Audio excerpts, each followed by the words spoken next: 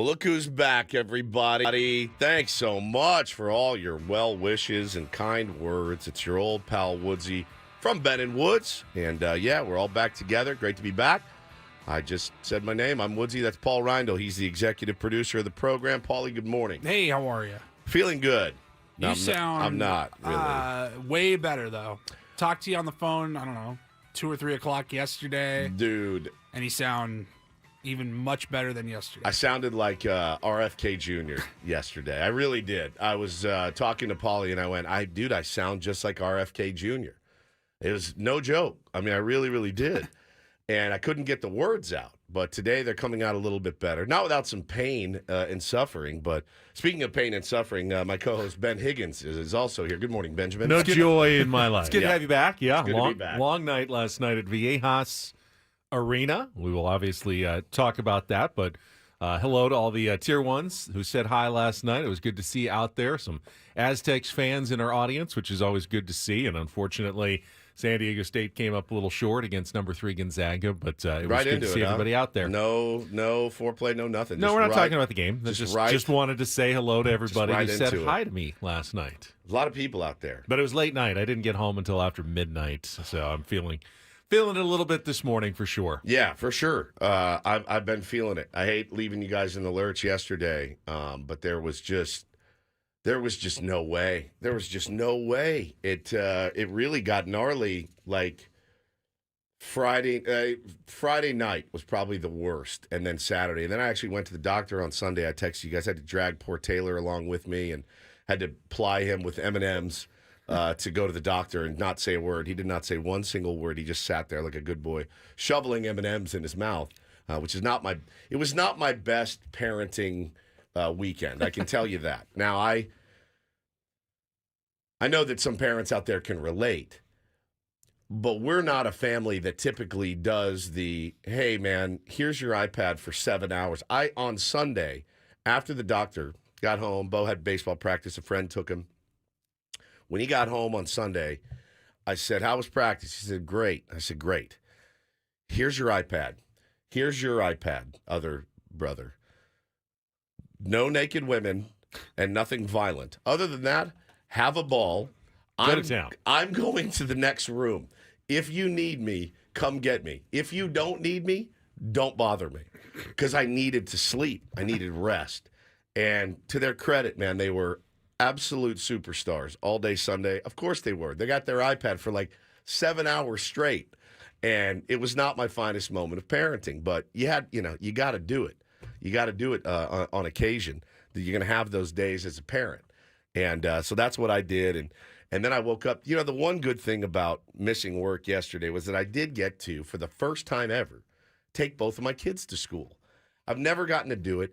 They were so happy and proud that Dad got to take them to school. And I realized I'm missing out on this part. You know, I pick them up mostly every day. But Bo especially was so happy to be able to walk in with his old man, and he was in the best mood. So that was a one good part. As soon as I dropped them off, though, straight back, went right back to bed. Hannah was coming home at about 1 or 2, so I knew I only had a couple hours, man. I had to get laundry going. I had to get the whole house cleaned. It wasn't my best. It wasn't a vacation day. And then the guilt of knowing I left you guys in here to rot was never fun. Well, we were fine. It was a decent show yesterday. We were more worried about today. If you weren't going to make it back in time. I have plenty of stuff to talk about over the weekend. But yeah, today was like, okay, don't know what's going to happen in the Aztecs game, what we're going to have content-wise. We probably could use Woods back on Tuesday. So we were both happy that you were resting and trying to at least make an effort to get back. And here you are, and actually sounding, I think pretty decent. You don't think I sound like Leonard Cohen or like Tom Waits or it's like not a bad thing though, right? A 70s crooner. I was thinking about it this morning driving in, and I thought to myself, how easy was it in the 70s to be a recording artist and get laid? Because all you had to do was just get like a little bit of like syrupy piano music, and you could just go to the studio. And I heard there was a secret chord that David played, and it pleased the Lord. But you don't really care for music, do you? goes like this: the fourth, the fifth, the minor fall, and the major lift. A baffled king composing. Hallelujah. That's the whole record. You just talk over it. Real, like, kind of crappy piano music. And I know this because I was listening to Leonard Cohen last night. He just talked over the whole thing. The walls of this hotel are paper thin. Last night I heard you making love to him. I was just going, well, all right, where's the... Like, he wrote the song, so obviously the talent comes out through the pen. But, like, you're not even singing, dude. You're just talking over the music. Isn't that more of a poem than a song? Yeah, like, you're just talking Baby shark. Yeah. Do, do, do, do, do, do, do. I feel like and maybe you as well, with your rich, syrupy voice, we may have missed our calling in the 70s to be like crooners. Just lay something real simple down, and I'm just going to read my new poem over it. I mean, and then like, all right, put it out. Let's go. Phil Spector produced that record of him just talking. And so I was thinking about it this morning, like, we missed our window. You couldn't put that out these days. Nobody's buying it. I assume no one's buying Well, it. yeah, I guess everything becomes popular again true. in a circle, so It maybe comes people back are ready around. for that again. But I was riding into work this morning thinking to myself, I messed up. I mean, if I could write poems, maybe I would write that stuff down over really simple piano melodies. Now, And was that an actual song, or were you just making that up on the fly? oh no, I wish I could make that up on the fly. That was 2 songs. I did Hallelujah and Paper Thin Hotel by the great Leonard Cohen. Yeah, Tom Waits had, San Diego connection. He had that vibe of like, they always sounded like they were sick, and they just were like, hey man, I can't sing, so I'm just going to talk. Oh, we got a tier 1 in there from Ireland this morning. Lido, welcome. I remember when I was like 19, worked at Woodstocks by San Diego State, and I made friends with a guy. He was like 2 or 3 years older than me, which even at that age, like 23, you're like, that guy's cool. Yeah. And we were like, I was going to his house, we were partying or whatever, and he goes, yo, you want a cigarette? And I was like, nah, no, I'm good. I was like, I didn't know you smoked. He goes, well, I'm starting to play music again. Yeah. And he goes, I want to get that raspy voice. Of course. And it hadn't clicked yet at 19 or 20 years old. Like, that's how you can actually make that happen. Yeah.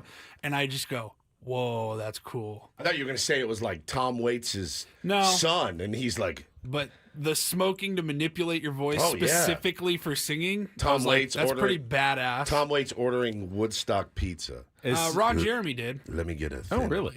Let me get a thin crust. Not Tom Waits, but Ron Jeremy, if you want to go down that. Light The other on side of the spectrum. Light on the cheese, heavy on the pepperoni. As someone who's never smoked a cigarette, obviously I know that, it can have an effect on your voice, but I always assumed it was after like 20 or 30 years. Was he ready to commit to that? Like, Yeah, you need to commit. I need to commit to 20 to 30 years of good, heavy smoking Well, it's been about to get the 15. voice I'm looking for. Is he a recording artist? I don't know. I'll have to track him down and see. Dude, God dang. Oh, don't make Woods laugh. Oh, Yeah, no laughing today at all, man.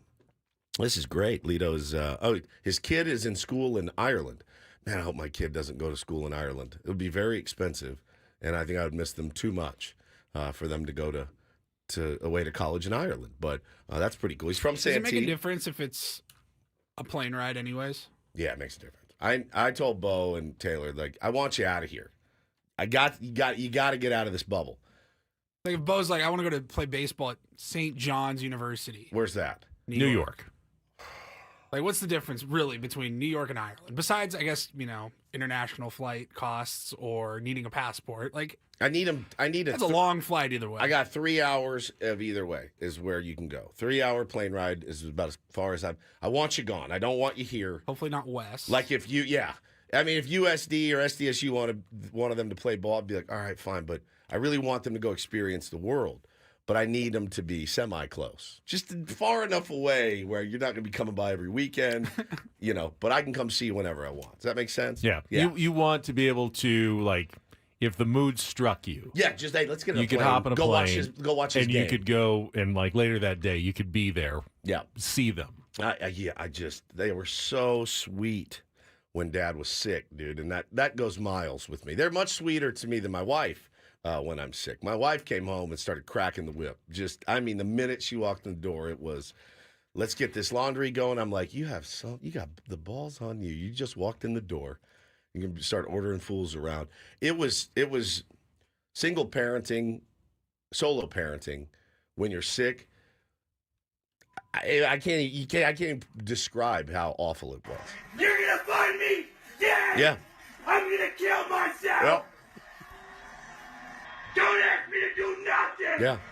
This is nothing. Yeah, she didn't even ask how I was feeling. She just walked right in the door and she came back and just started dropping hammer on everyone, man. Just dropping the hammer. And I looked at her several times throughout the night. I went, so glad you're home. So good to have you home. So good to have you back. Did she have a good trip? She had a great trip. Well, that's good. She got to go to see the Rockettes, which she wanted to do.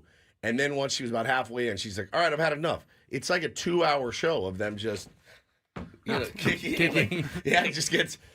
So you could really do it in like 15 minutes, but they drag it out 2 hours. The same day, she drags her mother to see Wicked. On the same day, she goes, we also just found out it's 3 hours long. She said it was fantastic, though. She went to the the Knicks-Nets game. She said was phenomenal. She now is active on the campaign to bring an NBA team here to San Diego. She said, I totally get it now. She saw Ben Stiller, Jazz Chisholm, Tom Brady, saw all these stars out at the game. She was like, this is incredible.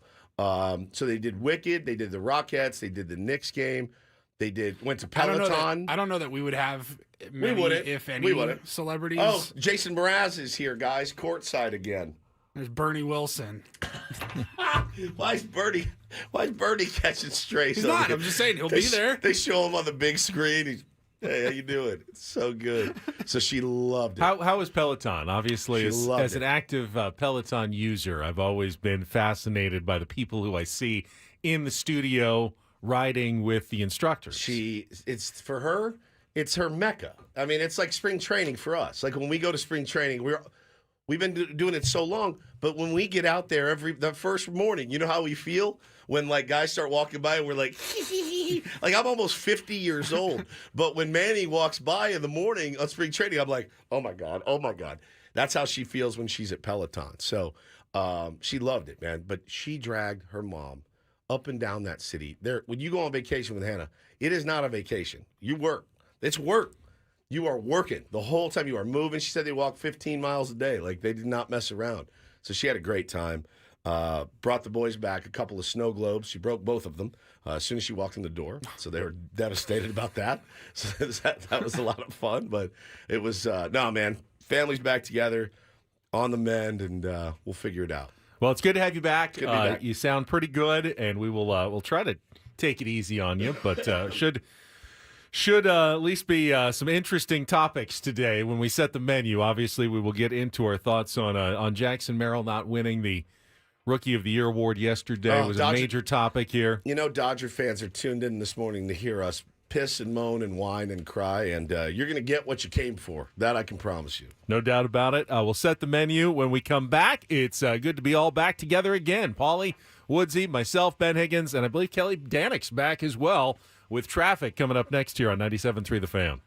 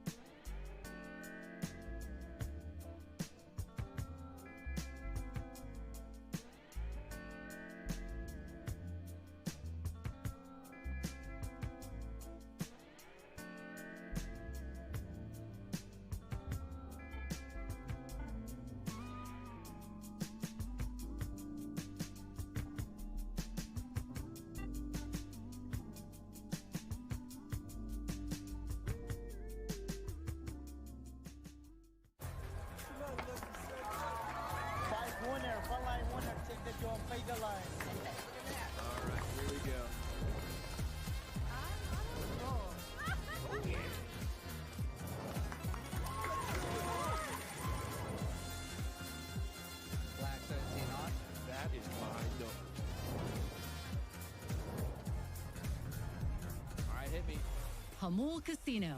Fun above all else.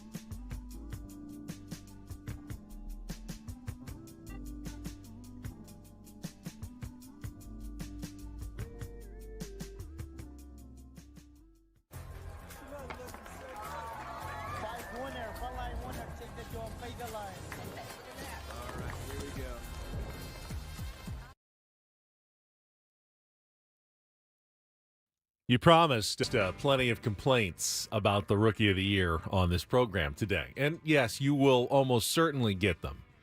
I got tons of Dodgers fans in my social media feeds just from one tweet I sent of complaining about the outcome of the vote yesterday. But when you were out yesterday, Woods, we actually talked about one of the things that sports fans love to do more than anything else is complain.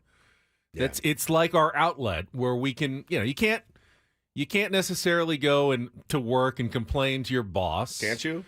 I mean, you can, but you do it. But my boss. Not everybody feels comfortable enough to actually, inside the halls of their, office, complain about their boss to their boss the way you do it. But in sports, you feel free. Like, hey, I didn't like that. I didn't like the coach. I didn't like the play calling. I didn't like the fight on Friday. That's, people loved complaining about the Netflix stream and man. How boring it was and what a waste of time it all was. Do I get to bring that back? Please. That's the funny thing. That's the one thing I missed yesterday. I wasn't talking NFL or college football. I wanted to talk about the fight and the whole scene leading up to it. Later.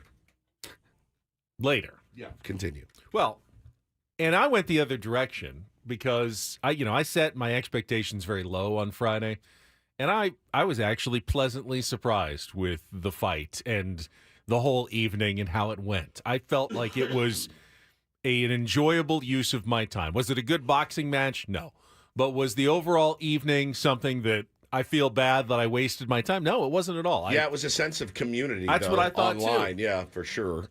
Baseball can be that way, and I feel like the community is certainly, rallied around our guy Jackson Merrill. And that's what we have with the Padres. We have our community where we get to share our successes and our failures, our triumphs and our setbacks, and we get to live together through all of those. And yesterday, the Padres, Jackson Merrill in particular, but by extension, the Padres and our Padres community of fans felt like we suffered a little setback. Yep.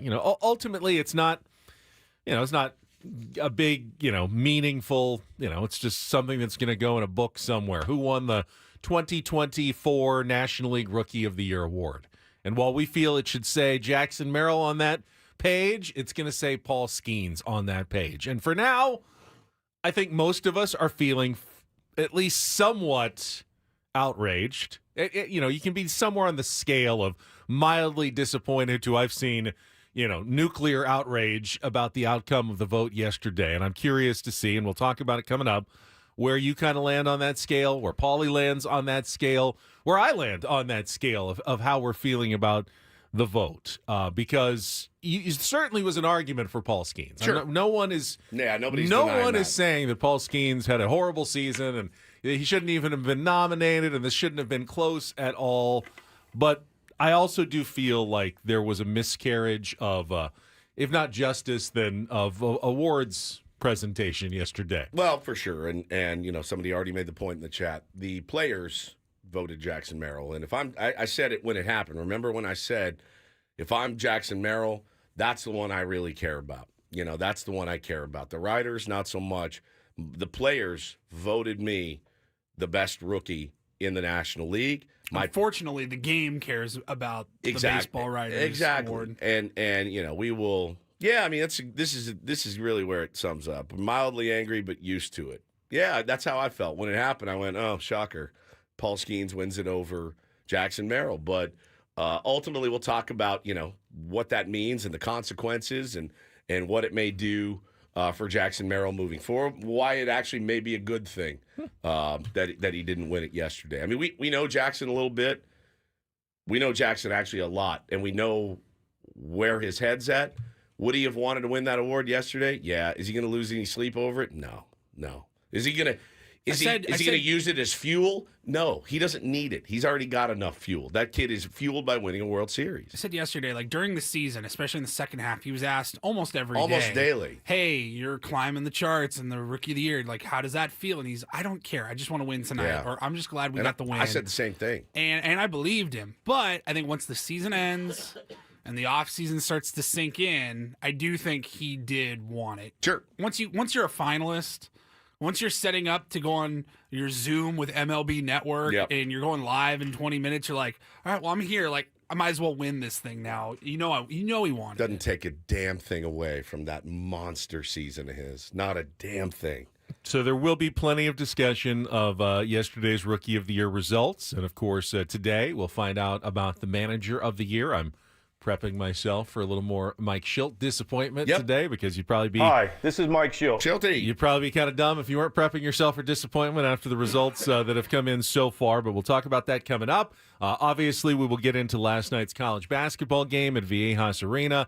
I was there in person watching San Diego State take on a very good, very experienced Gonzaga team that is number 3 in the country for a reason.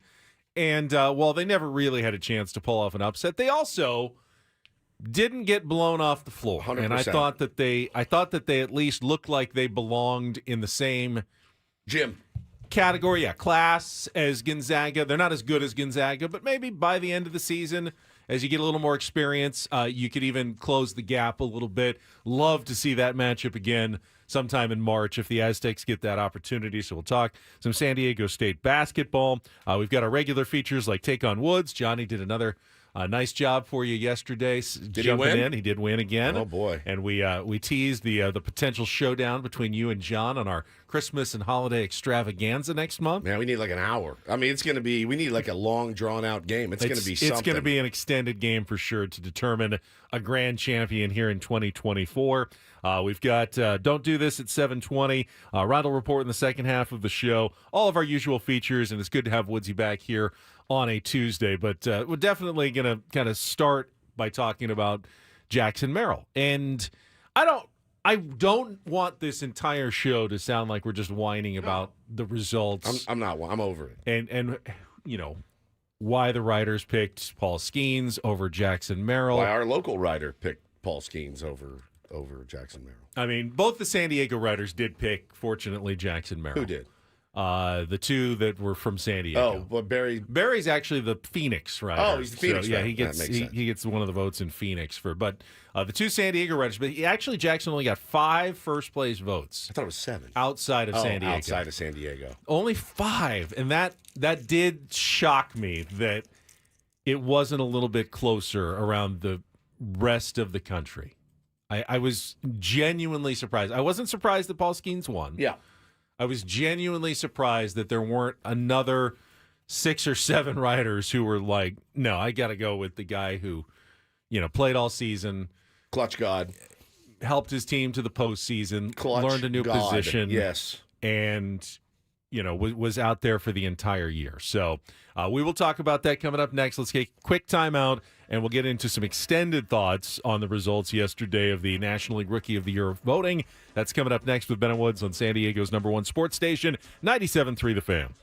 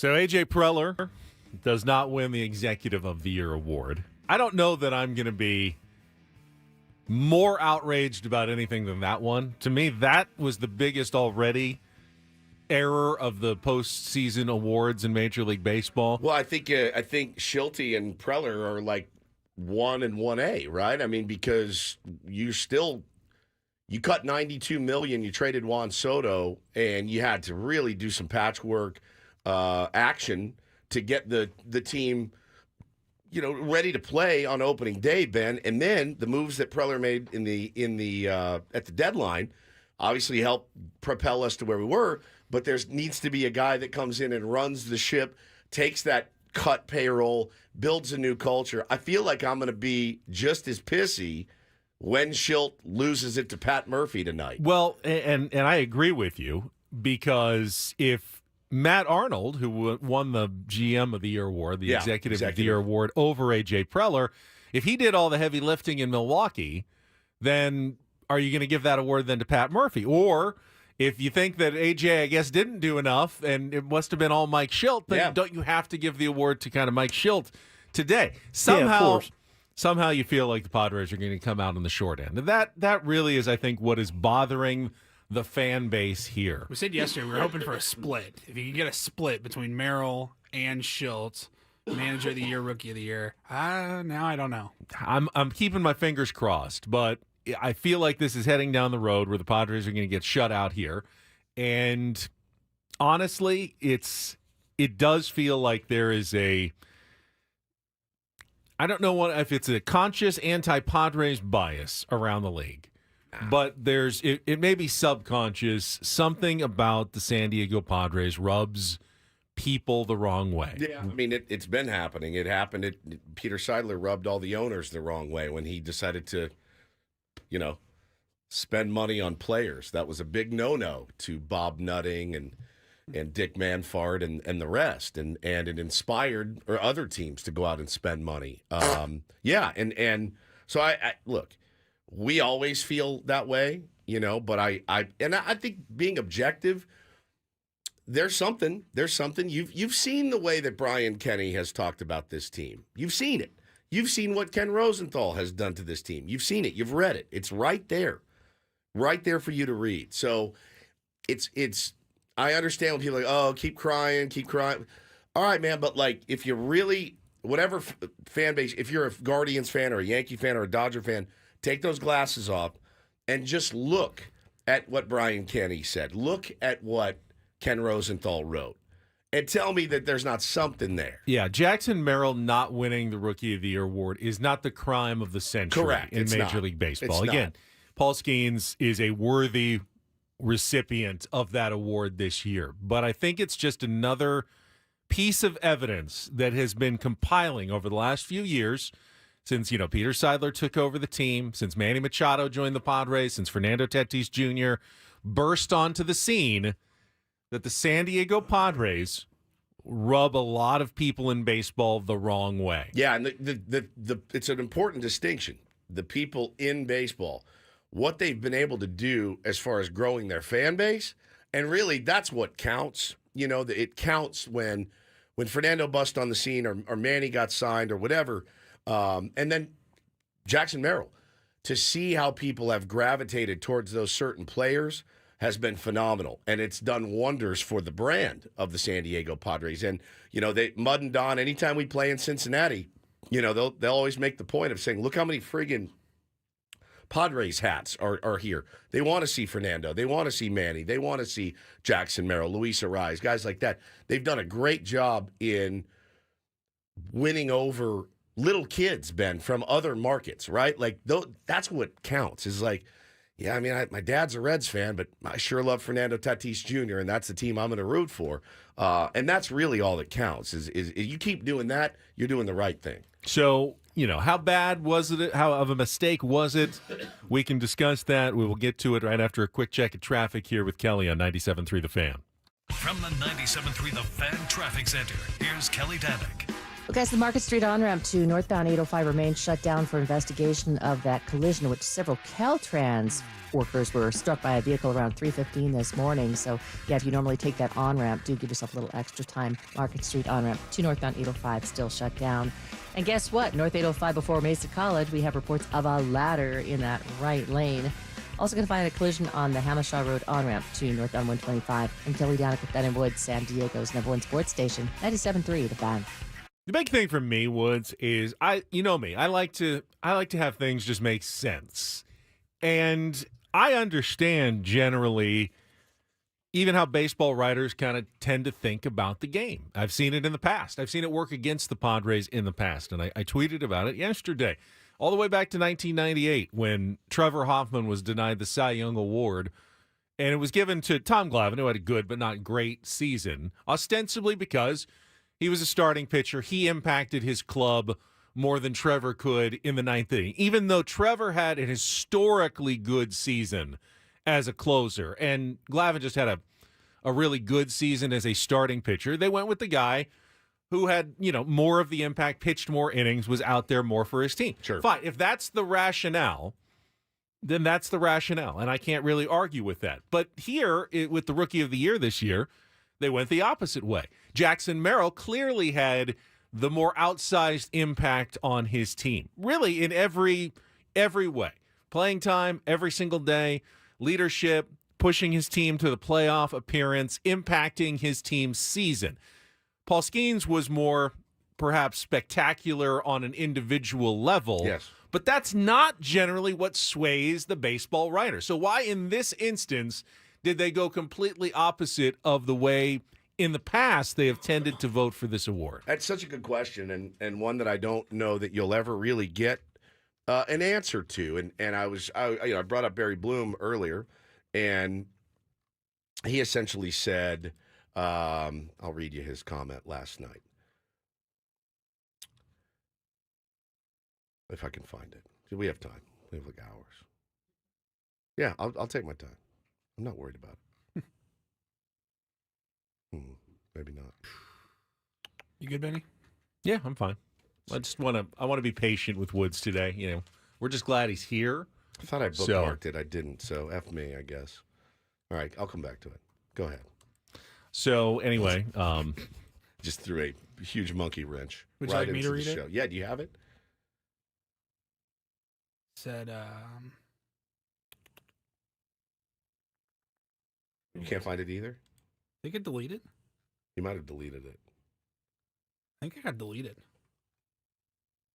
Yeah. Yeah, it's gone. take your time. That's fine. It's gone. No, it literally got deleted. It's not there anymore. But essentially it said, hey, he did everything that he was supposed to do. He was the number one pick, and made an impact, made a bigger impact. And I disagree with. It doesn't matter where he was picked, right? That doesn't matter to me. Which shouldn't. If you're going to take that into account, then why aren't you taking into account that my man Jackson Merrill literally switched positions? Like they said, yeah, I know you play short. You play center field now. And he came in and played a really nice center field for the San Diego Padres and didn't affect his hitting in any way. You've seen it go after veterans like Xander Bogaerts. Like, well, surely I can't hit now because I moved to second base and I'm worrying about the transition. This kid is a rookie making his debut. So it doesn't really matter where Paul Skeens was picked. Like, some would say, all right, yeah, you're supposed to be really good. You're the first pick in the draft. I'll give it to the guy again.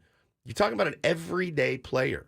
You're talking about one of the most clutch, if not the most clutch player in Major League Baseball this season. So that's what stands out to me is like the everyday guy should get the nod, the guy with the most impact. You mostly impact your team. You impact your team the most by being on the field every day. It's not Paul Skeens' fault that he only pitches every 5 days. But that's the way that it is. And he is a phenomenal talent. You guys know how I feel about it. All right, here's the tweet. I found it. He didn't delete it. It's Paul still Skeens. there. There you go. He was responding to someone named Mike, who said, "Did you write about the decision anywhere? I'd like to know your reasoning." And he said, "I couldn't write about it. We're sworn to secrecy until the vote is announced. I will say I thought Skeens had the numbers, was the first pick in the draft, and made a national impact. Nothing against Merrill. He had a terrific year coming out of nowhere. The national impact he made that's true. Like for example, if on a Wednesday afternoon the Pirates were playing the Cubs, because that's who he pitched against the most, they said, hey, the Paul Skeens is on. And I would say on these airwaves, get to a TV and watch Paul Skeens. I love Paul Skeens. He's got really, really good stuff, and he's fun to watch. And he is. He is. He absolutely is a great pitcher. He also has a great social media presence. 100%. And, he's promoting baseball and advancing the sport. All good things that we support as well on this show. Does he have a great social media presence, or does his girlfriend have a social media presence? Because I don't remember ever seeing a Paul Skeens post. And going, it may not be his account, cool. but it's him, and It's you're his seeing him a world. ton, and it's his world, and he's promoting baseball, which is great, absolutely great. Should have nothing to do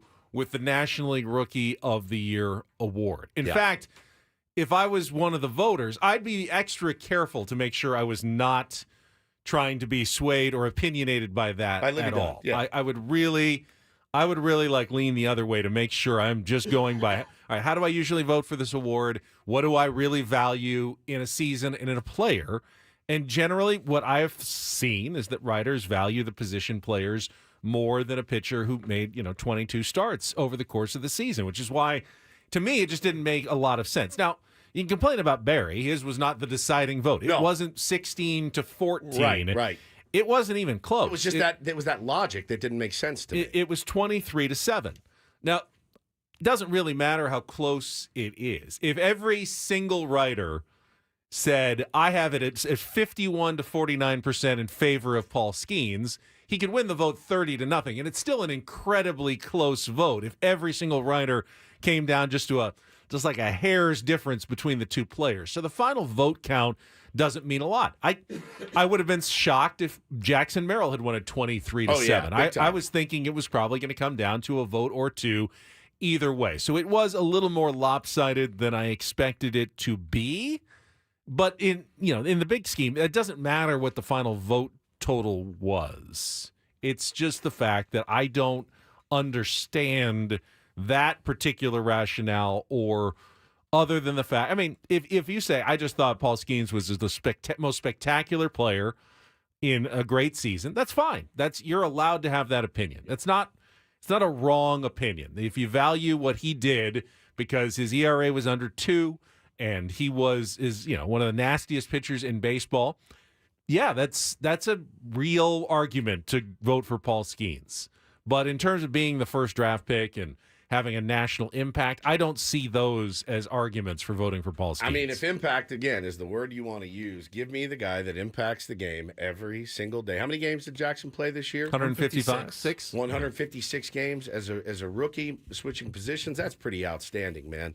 156 games, new position, clutch god. I mean, clutch god. He was spectacular in so many late inning situations, and I was really bummed because he has taken this city.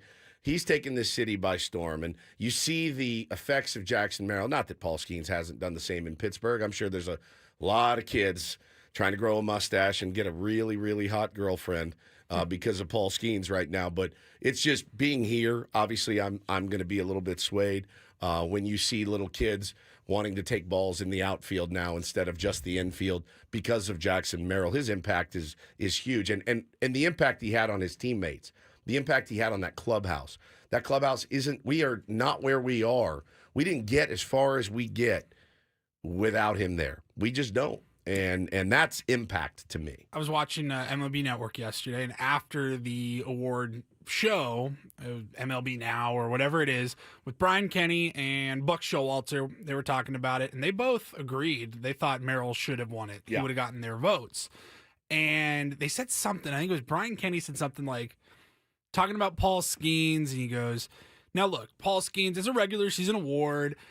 His team didn't get to the playoffs. That's obviously not his fault. Right. That's true. That's it's not true. one pitcher's fault that a crappy team like the Pirates doesn't make it to the playoffs. But I heard that and I go, well, Jackson Merrill, his team did make it to the playoffs. Correct. I know it's a regular season award, but his team did make it to the playoffs, and it was his fault. It was his fault. Yeah, I mean, it was as much his fault as anyone's that team was in the postseason. Like, how is that not such a driving factor? And think about, too, guys, think about the reactions of if it had been Jackson Merrill, if they had panned to a room with A.J. Preller and his crew in it, what would their reaction have been? Jubilation. Just joy, screaming, champagne.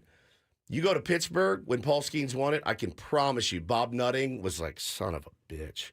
We just lost a year of control with this guy. We're going to have to trade him early. Now his price is, it's 1 just year closer to being 1 year a Yankee. closer to being a Yankee or a Dodger. Yeah, so just quick, Ben explain that. The player promotion system, the incentive system that Major League Baseball set up, because Paul Skeens was not on the roster to start the year, the Pirates were ineligible to get that bonus draft pick. The Padres were. Had Jackson Merrill won the Rookie of the Year award, they would have gotten an extra first-round pick at the end of the upcoming draft, and that's a real value for the San Diego Padres. It's actually, for a lot of people, that's the biggest disappointment of yesterday. You can be sad for Jackson, should have won the award.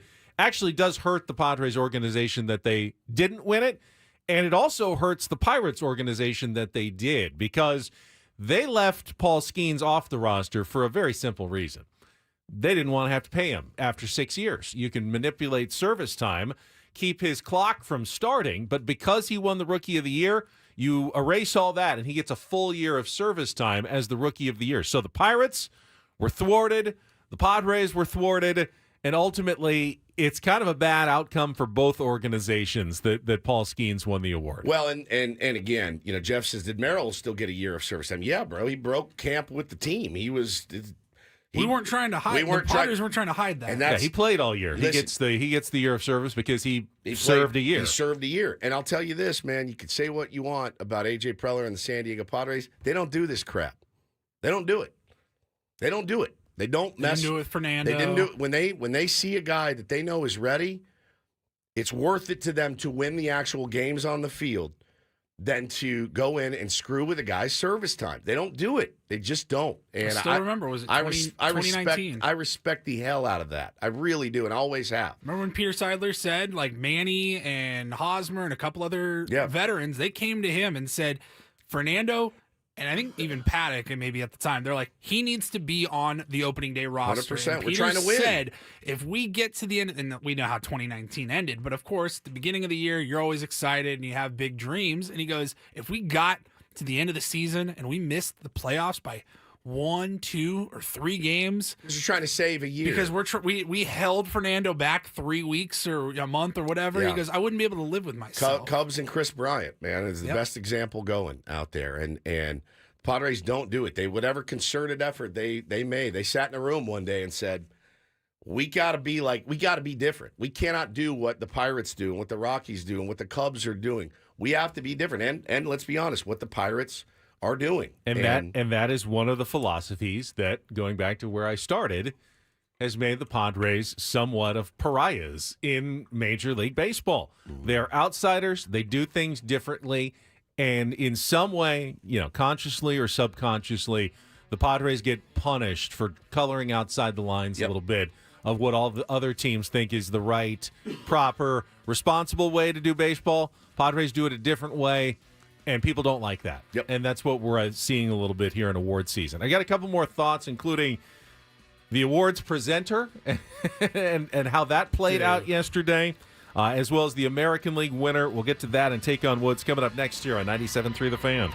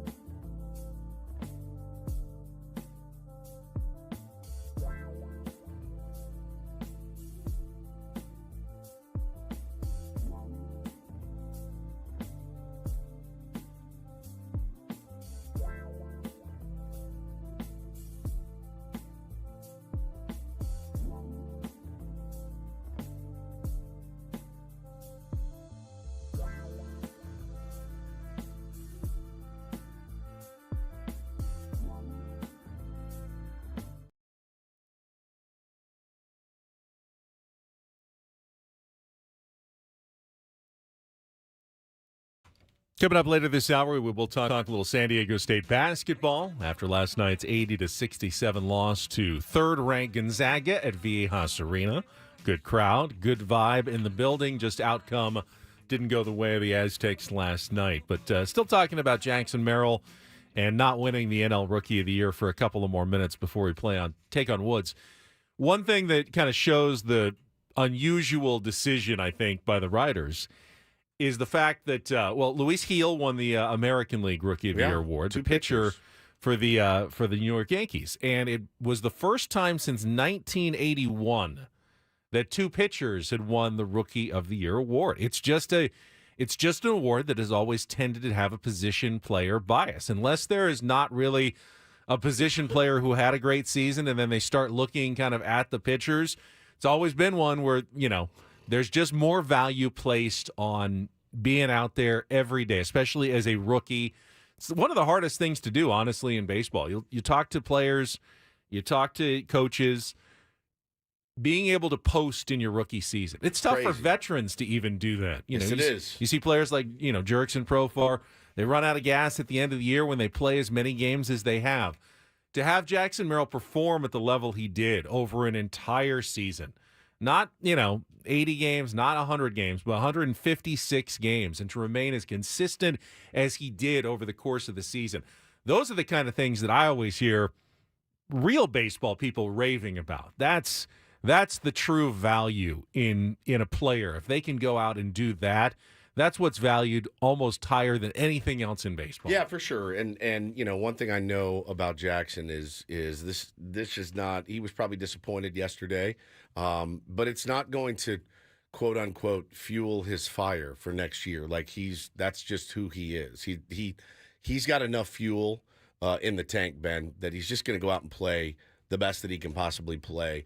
He talked a lot about individual awards this year and how he doesn't really care. He wants to win a World Series, and pretty great year for him regardless. Won the Players Award for Rookie of the Year, won the Silver Slugger.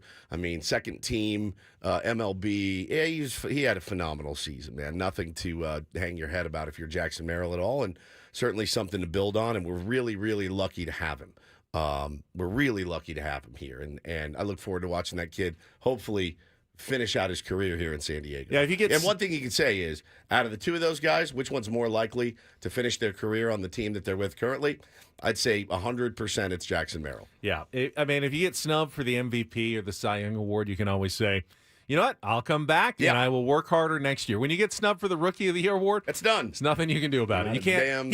He could have a much better season next year. I guarantee you, he won't win the Rookie of the Year next year in Major League Baseball. He's not even nominated. I bet. Probably won't even be a finalist. Exactly. Those writers hate Jackson Merrill. He could hit 50 home runs next year, and they wouldn't even dream of making him the Rookie of the Year next year. Somebody's going to believe you. We need a contestant for Take on Woods, 833-288-0973. Looking for qualifiers for a trip to Las Vegas. We'll play our musical trivia game against Woodsy here in a couple of minutes, 833-288-0973. So the award show comes on yesterday at 3 o'clock, and, you can just be patient and wait for the announcement. But as we tend to do, we're looking for signs as potentially who's going to win. So they had all three. They had all three of the nominees, the finalists, being remotely interviewed. Jackson Churio, Paul Skeens, and Jackson Merrill, who was down at Petco Park and still in town as they were, being interviewed, in the boxes on the set on MLB Network. And all right, so if one of them wasn't there, you think, all right, well, it's probably not going to be them. But they're all there. I don't think any of them knew in advance who had won. I heard like Matt Scraby saying afternoon, well, Paul Skeens, he was all dressed for the occasion like he had been warned in advance he was going to win. I don't think anyone was warned in advance. I think it was a surprise. None of the three guys knew who was going to win the award. They were all just there being good soldiers and rookies and being part of that award show. But there has been a phenomenon where they do pick presenters who sometimes have a connection to the winner. And you went through the first 15 minutes, and they keep teasing it, and they do interviews, and they take another commercial and another commercial. And finally, we're getting near the 3:30 mark. And it's coming soon because they have to move on to the American League Award. And they tease a Hall of Famer is going to present the National League Rookie of the Year award. And so we immediately went into speculation. Oh, mode. yeah. All right. Well, if it's someone connected to one of the franchises, the Winners franchise, it's probably not Churio. So who would be a Pittsburgh Pirates Hall of Famer that's giving this award right now? We're kind of going through, is anyone still alive that, was a Hall of Famer in that organization? And we all think, well, maybe it's Trevor. He just did the Players Awards last week and presented the Trevor Hoffman Award. Maybe they had him do a presentation for this, and it's going to be Trevor, and he's going to give it to Jackson Merrill. So they come back, and it's not Trevor Hoffman, but it is Cal Ripken Jr. All right, he is a former Rookie of the Year award winner. If I had Certainly a bottle of champagne, I would have popped it at that moment. Certainly someone, big enough name that, all right, it's a good get to have him present the award. But considering that Jackson Merrill grew up in Baltimore, and considers Cal Ripken Jr. as, one of his icons and favorite players of all time, it certainly seemed at that point where this was heading. Oh, this is going to be a really cool moment. Cleverly done, MLB Network and Major League Baseball, to get Cal Ripken Jr. to present the award to Jackson Merrill. So even me at that point, I try to remain as skeptical as possible. When it was Cal Ripken Jr., I thought, okay, it's a done deal. Jackson Merrill's going to win this no one. connection to Paul Skeens, no connection to Churio, only that connection with Jackson Merrill. You're like, this is done deal. Yeah, done deal. Done Got it in deal. the bag. Congratulations, Jackson. No. It's all right. They fooled us. I don't know if they were trying to. Now, maybe they had asked Cal back in July, like, hey, we're setting up some award shows already early in the season. Are you available on November 18th to present our National League Rookie of the Year award? I don't know why that makes a ton of sense. He was an American leaguer, whatever. But once it was him, I was pretty convinced that, okay, this is actually going to go our way. This is going to go the Padres' way today. How crappy would it have been if it was Trevor and Trevor announced Paul Skeens? That would have been the worst day of our lives. So. But no, I mean, look, we move on. Jackson moves on, and expect a great season from him next year. I love that kid. We all do. He's a baseball player through and through, and this is just a minor blip in that kid's career, man. Sky is truly the limit. I don't think we've seen near the potential of what that kid can do on a baseball field. And we talked about it yesterday. I think it was Jim Callis had his list of the rookies who he thinks are going to go on to have the best career. And he actually had Jackson Churio at number 1, and then Jackson Merrill at number 2, and Paul Skeens at number 3. Great player, man. Jackson Churio. Shoto Imanaga, I thought, got a little bit hosed as well. He had a phenomenal season for the Cubbies as well. But we agree. We said it yesterday. All 3 of the National League finalists would have ran away with the American League. Just crushed it. I mean, Colton Cowser's a good player. And Luis Seal's a good player, but yeah, I was surprised it was 2 pitchers this year. But hey, man, that's where we are. Paul Skeens is a great pitcher. He'll be wearing another uniform within the next 4 to 5 years. And that's the danger of assigning too much importance to awards, which we do. I mean, we judge players and their careers in the end, sometimes by how many awards they won. Oh, he's a 4-time Cy Young Award winner. He's a 12-time All-Star MVP. But it's always comparative. Bobby Witt Jr. had a much better season this year than many MVPs over the course of his career. He's not going to win it. It's not his fault necessarily that he's up against Aaron Judge, who had an even more historically good season. Yeah. But it won't go down on his ledger. He won't win that MVP award, and he'll have one less than he might have had in another year. Correct. It's a comparative award. Yeah, it is. So you always have to be careful when you assign too much value to that. Yeah, I mean, just keep finishing top 5 in MVP for the rest of your career, Bobby Witt. Yeah, You're going to like have a great 90% of seasons, Jackson Merrill would have been the easy choice for National League Rookie of the Year. Yep.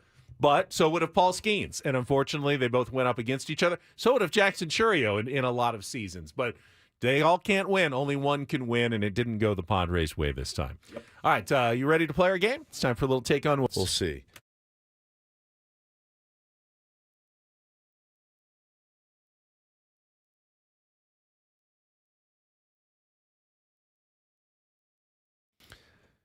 Take on Woods brought to you by Valvoline Instant Oil Change. It only takes 15 minutes. You don't have to get out of your car. For directions and discounts, go to SoCalOilChange.com.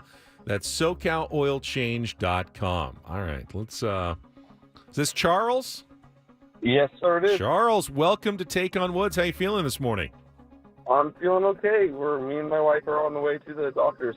All right, well, this is a chance to qualify for a trip to Las Vegas. If you know anything about music and have a chance to beat Woodsy here, if you do, we'll put you into our drawing for the grand prize 2-night stay at the Westgate Las Vegas Resort and Casino, 2 tickets to the Soul of Motown show, and a $150 food and beverage credit. Check out the Westgate's $70 million in room renovations, home of legendary Vegas fun, and the award-winning Soul of Motown show celebrating Motown legends. Must-see show. Get your tickets at westgateresorts.com.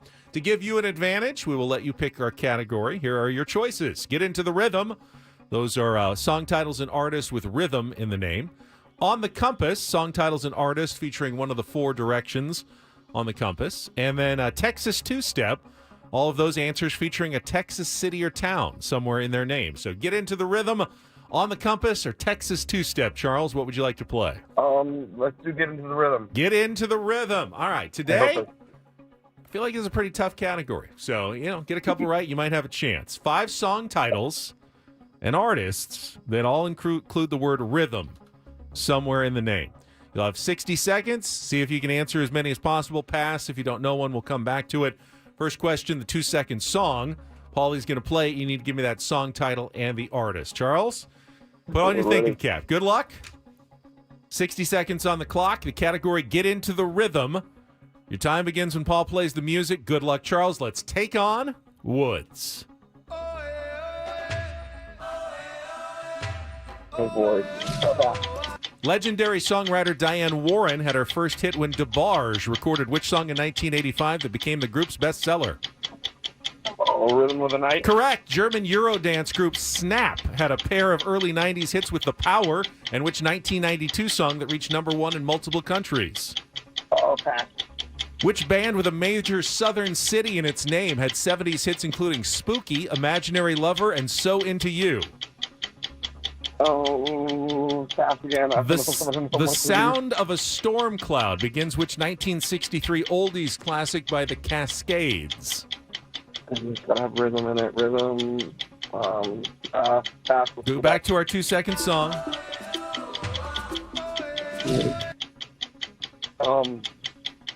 Is it an Usher song? Something? It's not. Pass. Well, let's move on. German Eurodance group Snap had a pair of early 90s hits with The Power, and which night. All right, you got one. And I'm not saying that that's out of it, because this is a tough category. This is one of the toughest ones in a long time. The song was Rhythm Is Gonna Get You by Gloria Estefan and Miami Sound Machine. You got Rhythm of the Night. Snap is Rhythm is a Dancer. Atlanta Rhythm section is Spooky. And Rhythm of the Rain is the oldies. These are tough ones today. I think Woods is going to have a challenge with this one. All right, Charles' score. Charles, hang on the line. Charles' score is in, and Woods doesn't even get the category here. So 60 seconds on the clock. Your time begins when Paul plays the music. Good luck, Woods. Let's take on Charles. Pass. Legendary songwriter Diane Warren had her first hit with DeBarge recorded which song in 1985 that became the group's bestseller? Pass. German Eurodance group Snap had a pair of early 90s hits with The Power, and which 1992 song that reached #1 in multiple countries? What in the... Tough category today.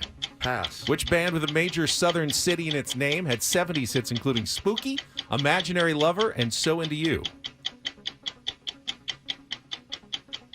Jesus Christ. About to go blank for the first time. Without the category, this is tough. Yeah. 0, not pass. The Sound of a Storm Cloud begins which 1963 oldies classic by the Cascades? I'm going to murder you. Back to questions from 60 years ago. This is a tough one. I'm blank. You want to go back to the song? First O forever. This might be it. This is it. The good news for Charles is he wins 1-0. Wow. In one of the toughest categories I think I've ever put into play. Give it to me. Category's called Get Into the Rhythm. Okay. The song was Rhythm Is Gonna Get You by Gloria Estefan and Miami Sound Machine. Okay. Rhythm of the Night, DeBarge. This is that song? Rhythm is a Dancer by Snap. Atlanta Rhythm section is Spooky, and Rhythm of the Rain is the oldies. Wow. Charles, congratulations. You are into the drawing for Las Vegas. Did you get these from your grandfather? What in the world? Just how it played out today. You know, the That's how it always categories plays out. The categories kind of create themselves based on the connections and the words. And this one I knew was going to be really, really hard. Save that. Wow. That's the first time I've ever been shut out. I know.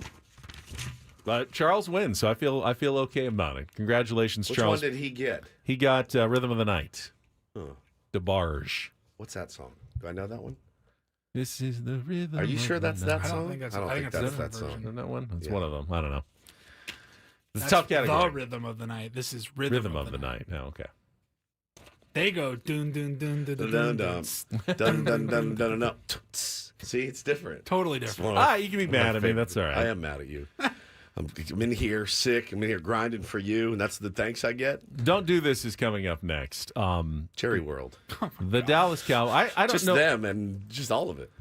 I would call it symbolism yesterday. Yeah. Maybe symbolism at Jerry World yesterday. What in the world is going on in The that jokes place? wrote themselves. They really do. We will get to that coming up next with Ben and Woods after traffic here on 97.3 The Fan.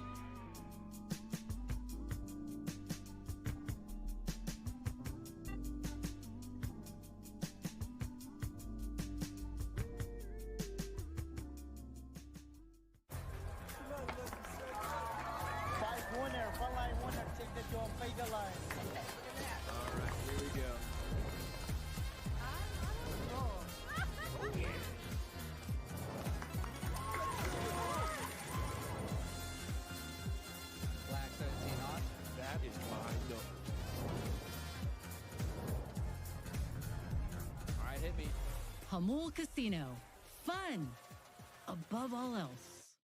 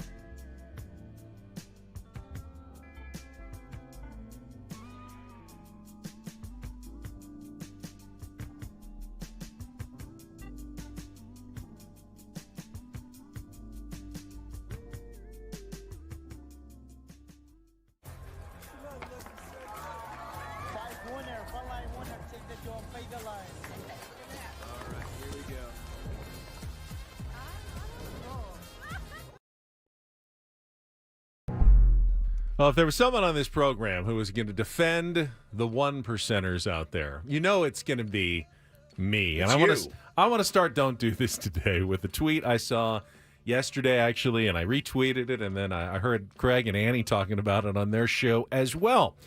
It was from a sports bettor who tweeted this. Actually, good name. His name's Bill Krakenberger. Isn't that a good name? Yeah. He said, friend of mine had a VIP box for yesterday's UNLV game, which means Saturday's UNLV San Diego State football game. Wow. Not exactly the premium college football game of the weekend, but, it's a nice, it's Allegiant Stadium, so, nice stadium, I get it. Said, ordered a pizza and the wings in the VIP box. Never realized what it was going to cost for this slop.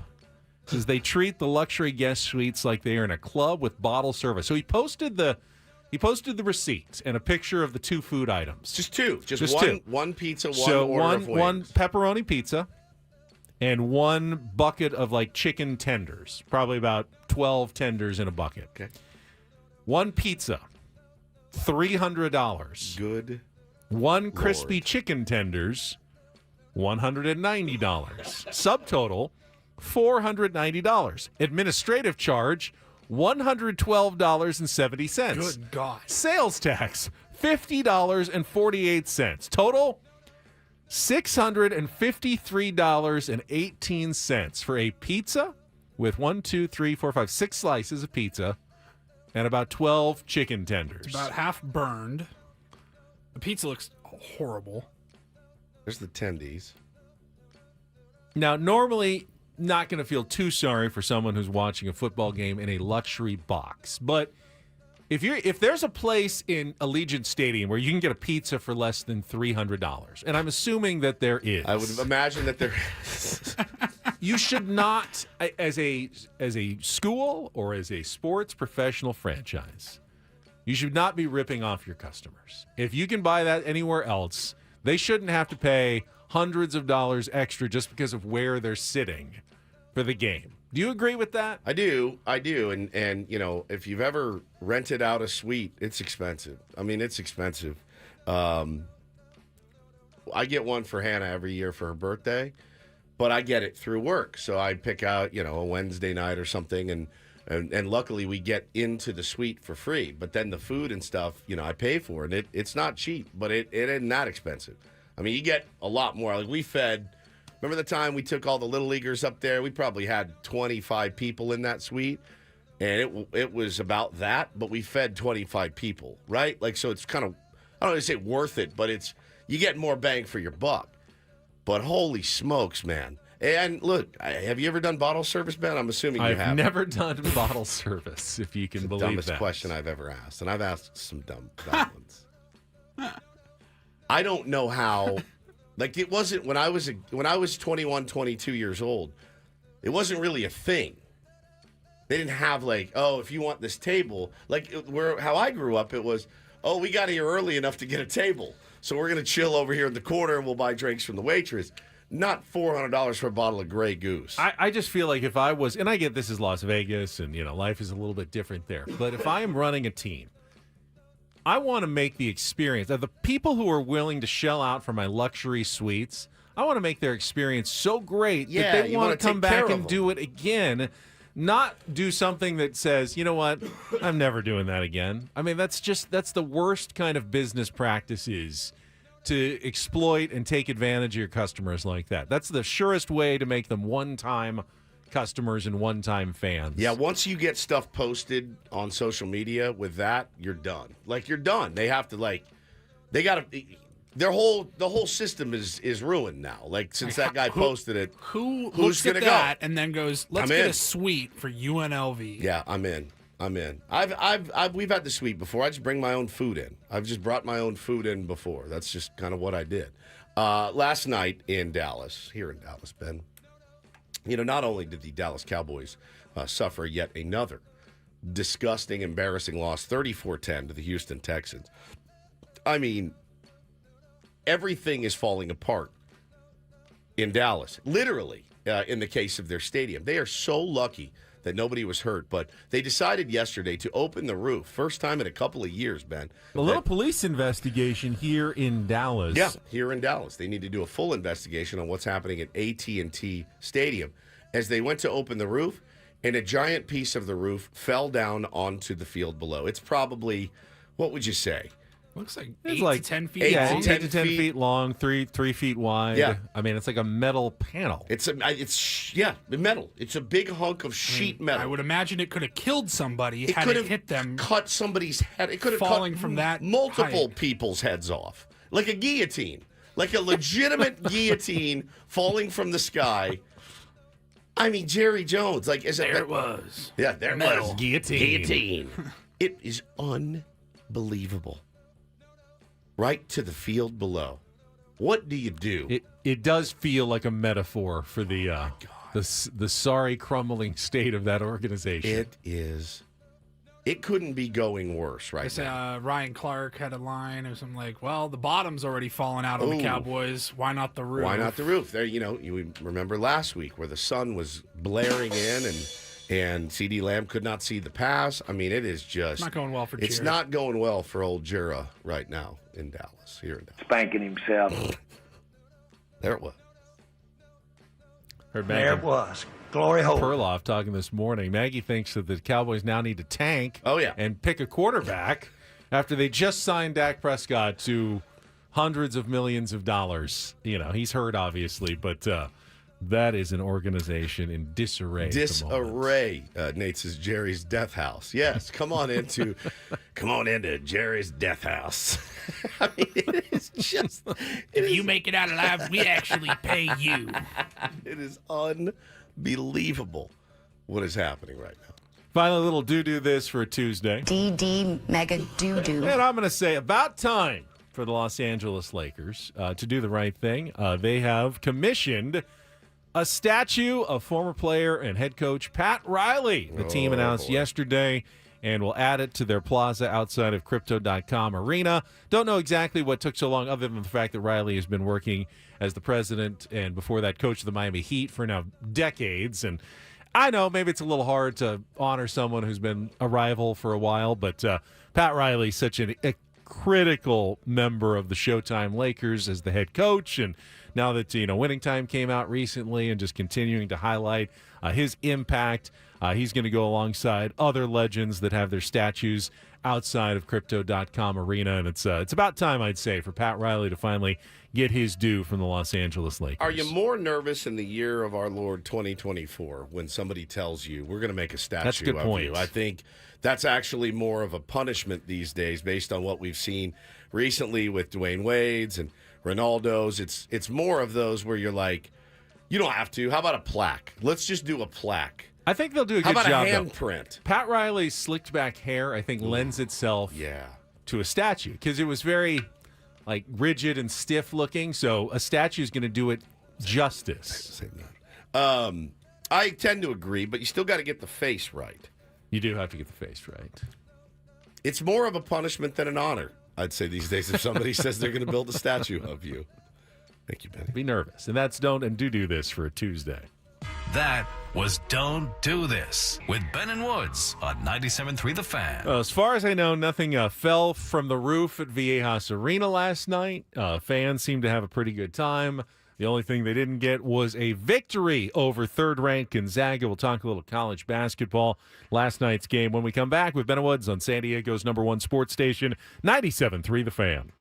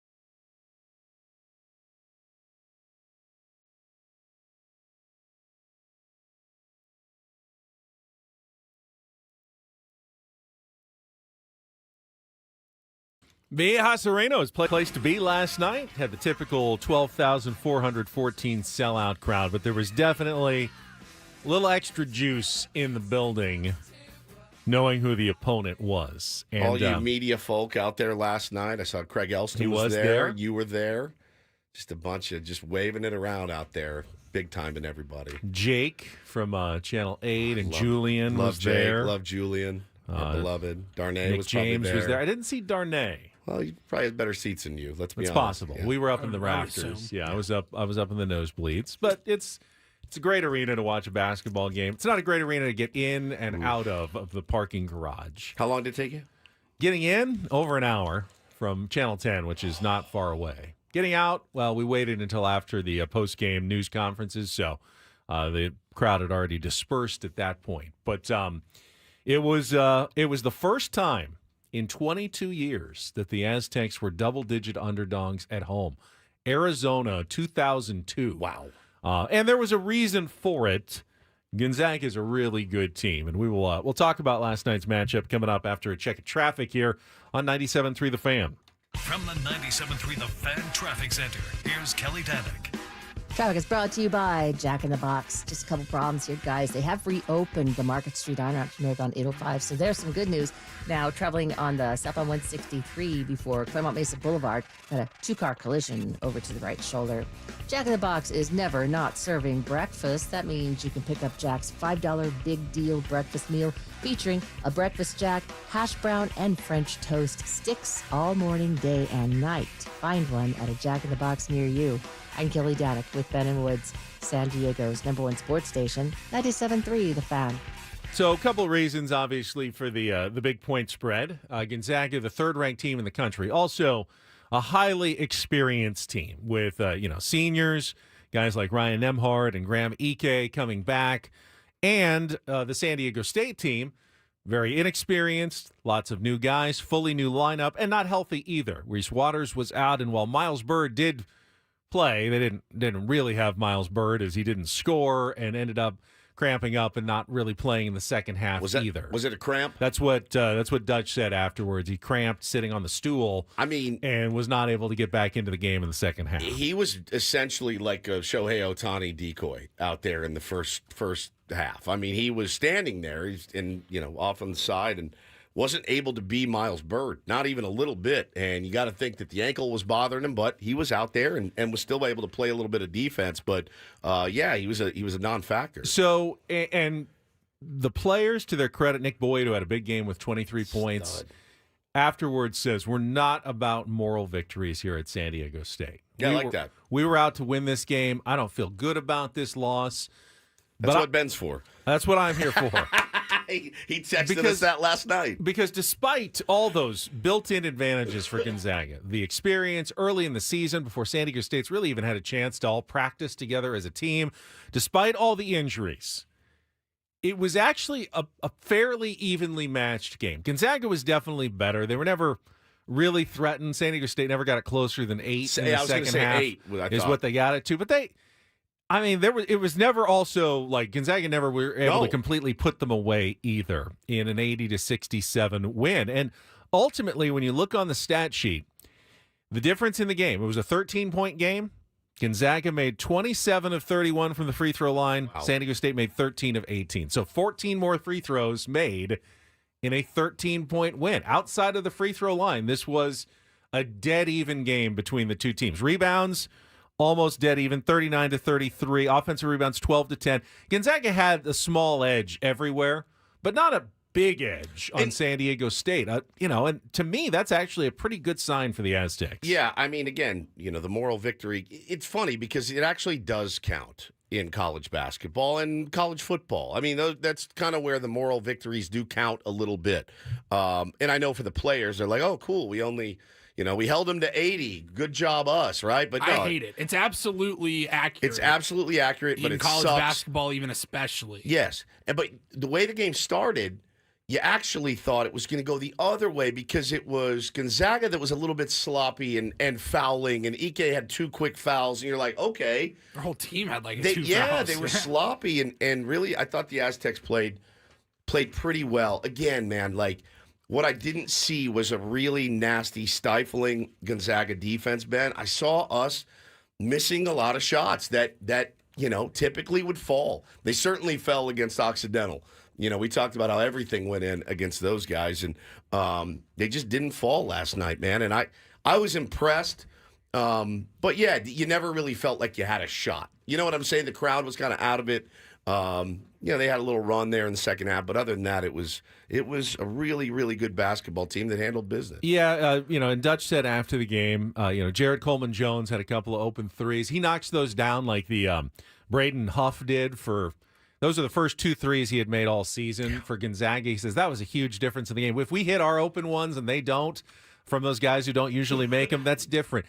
Magoon Guath is a very intriguing player, but he is very raw. He's raw, man. 5 block shots, but obviously he's not scoring yet. 0 points, only a couple of rebounds. They're going to need more from him going forward. And as a freshman, you'd expect, he's only going to get better. You're going to see more things from him going forward, but he's not there yet. And this was just a little bit too much to bite off this early in the season for San Diego State. Yeah, 100%. I thought the difference in the game, though, I thought fairly clearly was Ryan Nembhard, who was He's a stud. As good of a college basketball point guard as I think you're going to find. Yeah. I don't know what his NBA prospects are in terms of how it translates to the next level, but in controlling the game, and BJ Davis talked about it afterwards, trying to guard him is you could just see he knew exactly what he was doing. This guy, is so skilled and so in control of the basketball game. And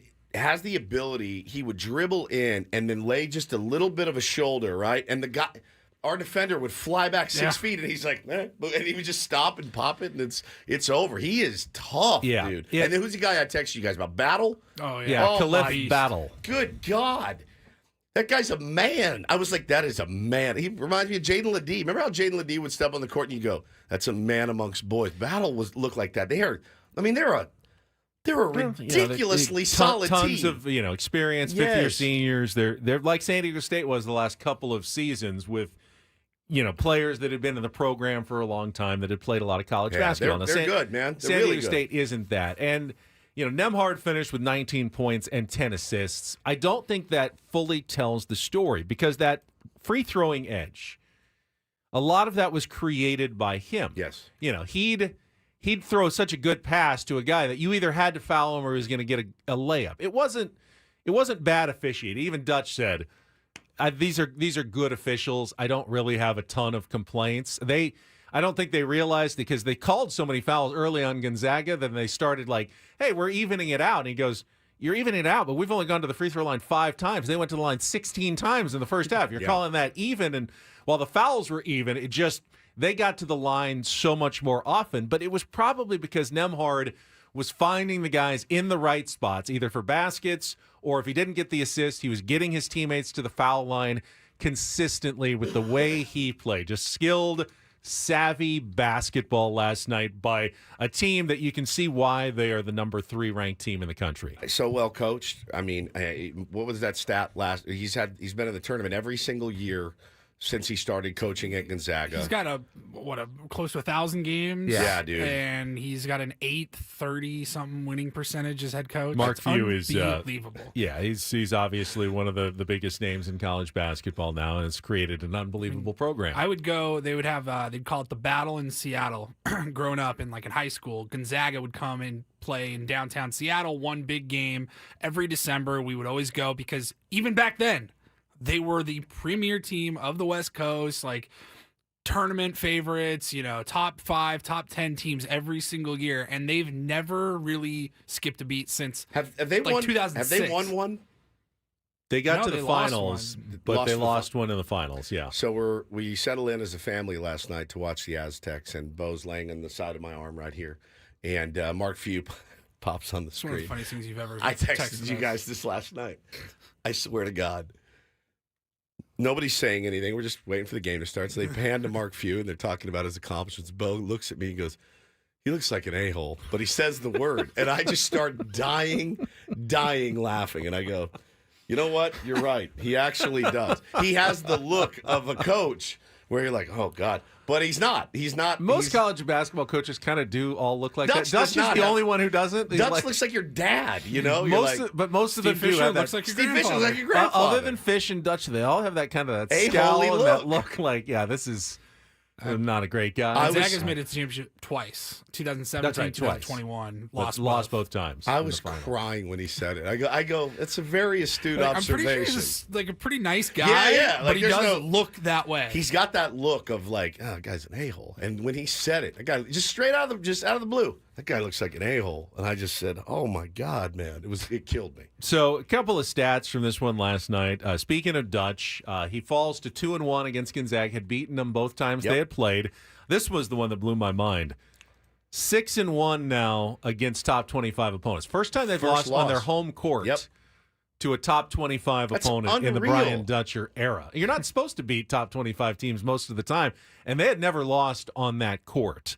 This is also the start, and there was some talk of it afterwards, and players weren't really going down that road. But with Gonzaga coming to the new Pac-12 in basketball and joining San Diego State in a couple of years, you get the sense that this is going to be an annual, here we go, really great rivalry on the West Coast. Meeting twice a year, once in Spokane, once in San Diego. Two programs that have become essentially the best two programs on the West Coast in college basketball. But there is a big difference. And while I'd love to say that San Diego State is on the same level, they're still a little bit behind Gonzaga. And one of the biggest reasons, and this was, I was walking outside the back of Viejas Arena at the end of the night, going to the parking garage. And as I'm walking out, this woman is standing outside the Gonzaga team bus, the charter bus. And she goes, oh, I know you. Well, I know your voice more, but I'm the Tier 1. I listen to the show. And she says, I'm the bus driver for Gonzaga this week. And I said, oh, are you taking them back to the hotel, or are they flying back tonight in the airport? She goes, oh, no, they have their own private plane that they fly on anytime they go on the road.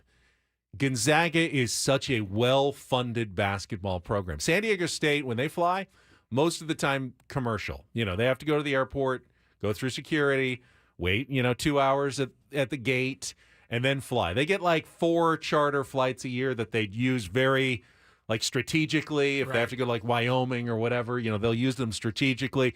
Gonzaga, they go anywhere. they get on the Gonzaga plane Pretty and good, fly to that game. Are you not telling me that's a good recruiting tool? Huge, it's a recruiting tool. It's an advantage in terms of just rest and Comfort. health, Incentive, and comfort yeah. for your players. That they get to have their own private jet Is that it they fly naive off, back to Spokane. Naive to say, well, yeah, they don't have a football program. They're a basketball school. Of course, all their money would be allocated towards the basketball Yeah, program. Michael just said SDSU needs to take all the money they waste on football, pour it into their basketball program. I think you guys mentioned, you might have talked about it yesterday, like I'll stroke a check right now to Aztecs NIL as long as I know it's going to Pharaoh Compton to keep him here after the season. Like I need Pharaoh here for the next 4, right? Like I need him here. I need Miles Bird here. These are the guys I want to watch for the next few years. Magoon Guath, I need you here. We did talk about it a little bit yesterday. I'll stroke a check today. I'm looking right now. How do you do it? That the success of the basketball program is actually probably an impediment for San Diego State football a little bit because it's just where you want to devote more resources. Because they've had the success, you want to support, Steve Fisher and Brian Dutcher and what they've done. And, if Sean Lewis gets him to, a 10-1 season, gets him to a playoff, then all of a sudden that could start changing and, people are filling Snapdragon Stadium. Then you feel like, well, then maybe we want to do that. But until that day, why would you take $1 away from the basketball program for the football program at this point? It's like buying a stock, right? If I'm going to buy a stock, I'm going to, I mean, I get it. It's kind of like buying high, right? You're buying high with the Aztecs, but you also feel like you're going to get a genuine return on there. And you feel like, hey, I want to spend money on a product that I can believe in. And I don't think there's anything wrong with Google that. stock in 2024, it's expensive, but it's still Google It's still stock. Google stock. Apple, whatever. I just feel like if I'm going to spend my money, I do feel that that's a better investment for success as we sit here today. If you're a fan, Unfortunately, absolutely. it's super chicken and the egg, though, because how does the football team Without get it. any better without the money? But you're not going to Correct. give them the money until they get better. Yeah. Catch-22, Paulie, of college athletics. You just nailed it right there. That's it. You can't get better without investing the money, but until you get who's gonna better, invest that? who do you want? Why do you feel like you're wasting the money until you do get better? It is definitely a dilemma that is a problem in college sports. Yeah, right now. no question. No question about it. But, I mean, yeah, all in all, what was their average going into last night? They were scoring 100 points a game. They were over 100 points per game. The defense, I thought, played really, really well. Again, just a little sloppy at times. Yeah, But Gonzaga. you did not feel like they were just That's a completely outmatched. Young, inexperienced Aztecs team who has not played together very long. But I watched that game last night and I go, they could be a problem They can in hang, yeah. February, March, maybe even April. Yeah, Like, when absolutely. it matters, yeah. 100%. Dutch said, hey, you know what? We want to be better next week. They have 1 week from tonight, or Creighton. today, this afternoon, actually, is their next game. Creighton, 14th ranked Creighton in the Players Era Festival in Las Vegas. Is that the game you're going to, Paul? That's the one, yeah. So Paulie's going to be in Vegas at that game at the MGM Grand Garden. And Dutch says, I thought this was kind of interesting last night. He said, we do kids basketball camps during the off season. It's one way that San Diego State supports the program. And he goes, I see how much these kids can improve in a week. And I tell my kids, hey, I know we're at a higher level, but there's no reason that we can't get better in a week. Figure out a couple of things we're going to work on, and we will be better next Tuesday than we were last night. And if they take that mentality and go forward, yeah, I think they have a chance to be pretty good at the end of the year. Even I have a skeptical SDSU fan always texts me. I work with him, Steve, at the television station, and he said, as bad as it looked, I still think they have Sweet 16 potential maybe this year. So, got to get there, though. Yeah, I mean, again, I didn't see anything other than a pretty good game against a really, really, really good And team. they'll get Reese Waters back. Miles Bird will hopefully get healthy soon, and they will be better going forward. All right, we will come back. We've got 2 hours still to go.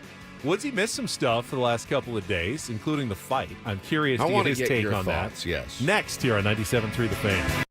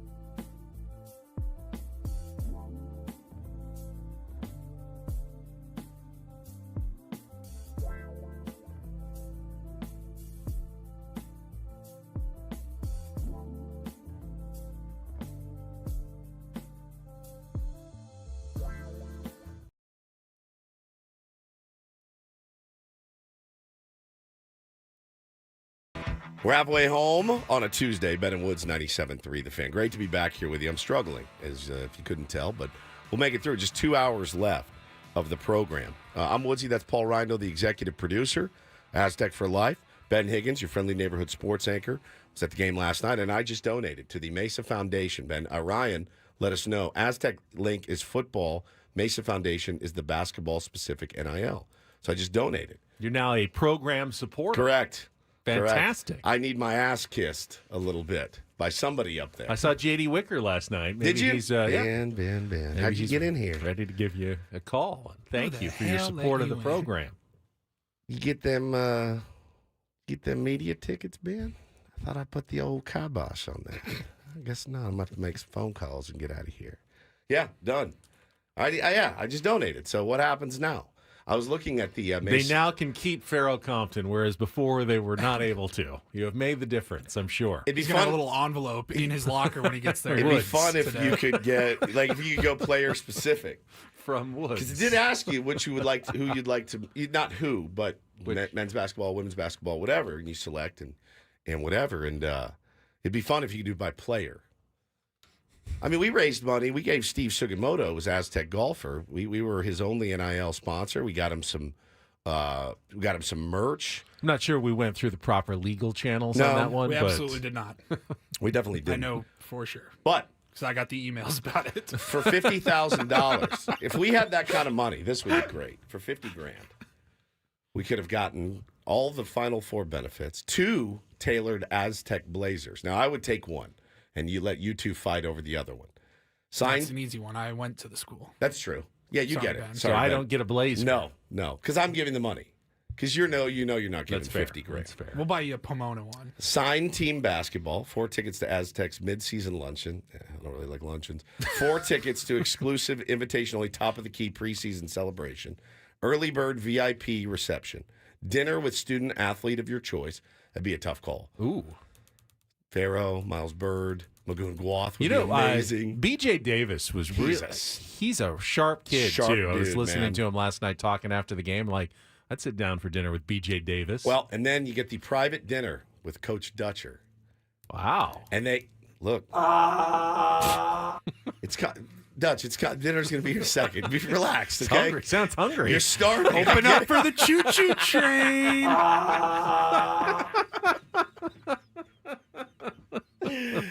How pissed would J.D. Wicker be if he saw this morning come through? $50,000 donation from Stephen L. Woods.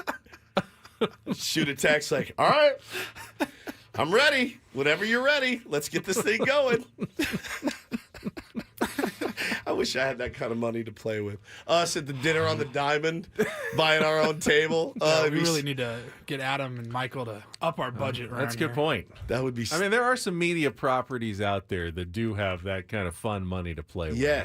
Yes. We're not one We're of not them. one of them yet. No, we are not one of them. But anyway, so I was like the rest of the world. I think on Friday, was able to weasel out of Belmont Park with my kids on Friday. It was very cold, windy, and I lied through my teeth, and I told Bo that the laser tag had been rented by a company, and they were going to use it for a corporate event, and so we'd have to go the next day. It's an elaborate lie and excuse. You have to. You know how kids are; they remember everything. So the minute I picked them up, we going to laser tag?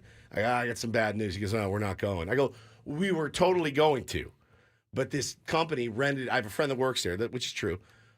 And she said a company rented it out for a corporate event. So we couldn't even if we went, we wouldn't be able to go. But here's the deal. We'll be there tomorrow when it opens. And we were, and we did. And he had a blast. So Friday night rolls around. I got the kids all showered, fed. Where 3 of us are laying in my bed. And I go, oh, yeah, the fight, the Netflix fight. And I start scrolling Twitter, and I start seeing, all of these people complaining about the streaming issues on Netflix. And I couldn't relate. My Netflix was humming right along. No problem. My kids were into it. They really like to beat the crap out of each other. So they love to fight. But they're not sanctioned. They're not the way sanctioned. That boxing match was sanctioned. So we watched the first fight, and it was pretty good. We watched the second fight, and it was pretty good. And we bailed for a while. Then we came back to the women's fight. And that was legitimately one of the best boxing matches I have ever seen in my entire life. I couldn't believe the If the night had ended there, it was a feels success. like, I mean, if you hadn't been expecting Tyson Paul, that was a really good night Correct. of boxing and, stage and spectacle. But then my Netflix started to get really squirrely, really squirrely. And I started to have that panic thing of like, I'm missing out. And I kept searching my brain for why I cared so much because, it's Mike Tyson at 58 years old and it's Jake Paul at 27 years old.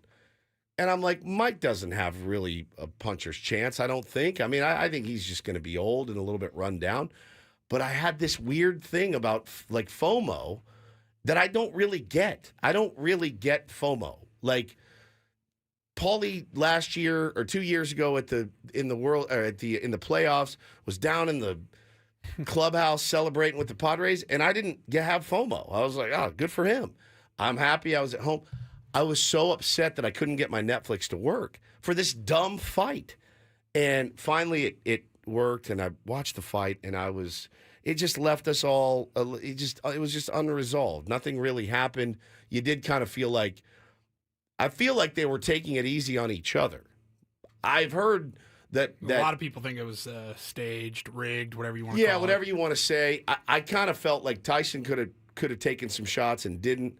I certainly felt like Jake Paul could have taken some shots. There was like one or two clips going around, and I saw one of them where like Tyson kind of hit him with a jab, and you can't really read Jake Paul's lips or totally accurately decipher what he was saying, but it was kind of a like, hey, what are we doing here, man? Yeah, that was a little That rough. wasn't part of the plan. Yeah, it's not part of the plan here, and I don't necessarily. Jake Paul said, like, I didn't want to embarrass the guy, I didn't want to hurt him or anything. I'm like, yeah, they just wanted to make. He said something along the lines of, I don't have the exact quote, but it was like, I wanted to make it last 8 rounds. Yeah, I wanted it to go the distance. I'm like, okay, which this was just a money grab. It was a total money grab. We all should have known that if you didn't. Yeah, and that's the thing is, like, I went into that fight knowing kind of what it was, but still was panicked that I couldn't get it. What is that? Like, what is it?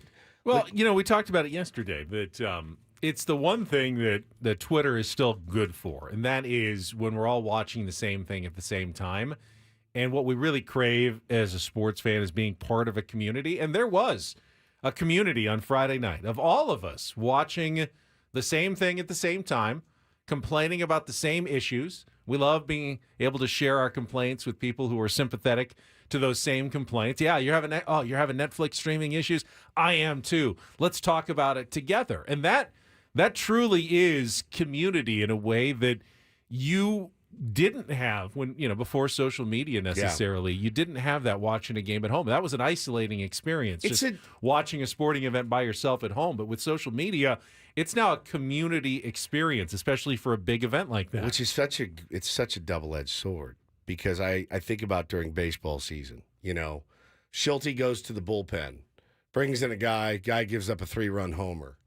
And what do you see? Idiot. You should have gone to this guy, right? Like, it's a double-edged sword. Yeah, when Jackson Merrill hits a walk-off home run, we're all together, hell yeah, blah, blah, blah. It's good and bad. I mean, it can drive you crazy. I try not to engage much with the in-game, game-to-game decision-making anymore because, well, there's 162 of them. There's a billion decisions that go into it. You can really – I've done that. I've gone whole seasons where I argued with every single person online about a move that was made or wasn't made. And it'll just drive you crazy. But that night, there was this sense of why we're all morons for watching this fight. And in fact, the people that I saw tweeting about what morons we all were, I was like, easy, edgelord, relax. I get it. Like, you're too cool to watch this fight.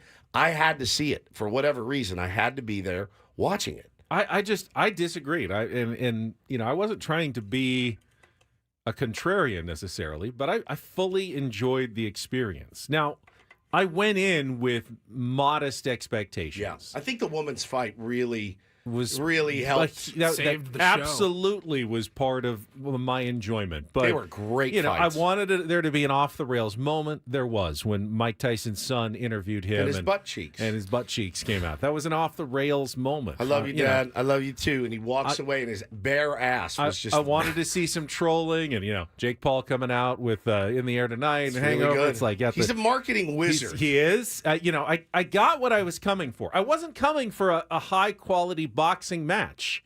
They're not high-quality boxers. There's a guy who's 30 years past his prime and a guy who's never really been a prime boxer. He's a social media star. If you went for a great boxing match, you actually got one. It just wasn't those two guys. You got the two women. You got a couple. A heck of a boxing match, and then you got the spectacle and everything else. How about the first fight with the Bollywood star that flips the guy around and starts humping him up against the thing? I was like, this is fantastic. I'm all in on this whole thing. It was great. It was great. It was a really good night of fights. I thought it was actually, a pretty good night. Now, do I want to see it again? No. I have no interest in seeing it again. Let's make this very clear.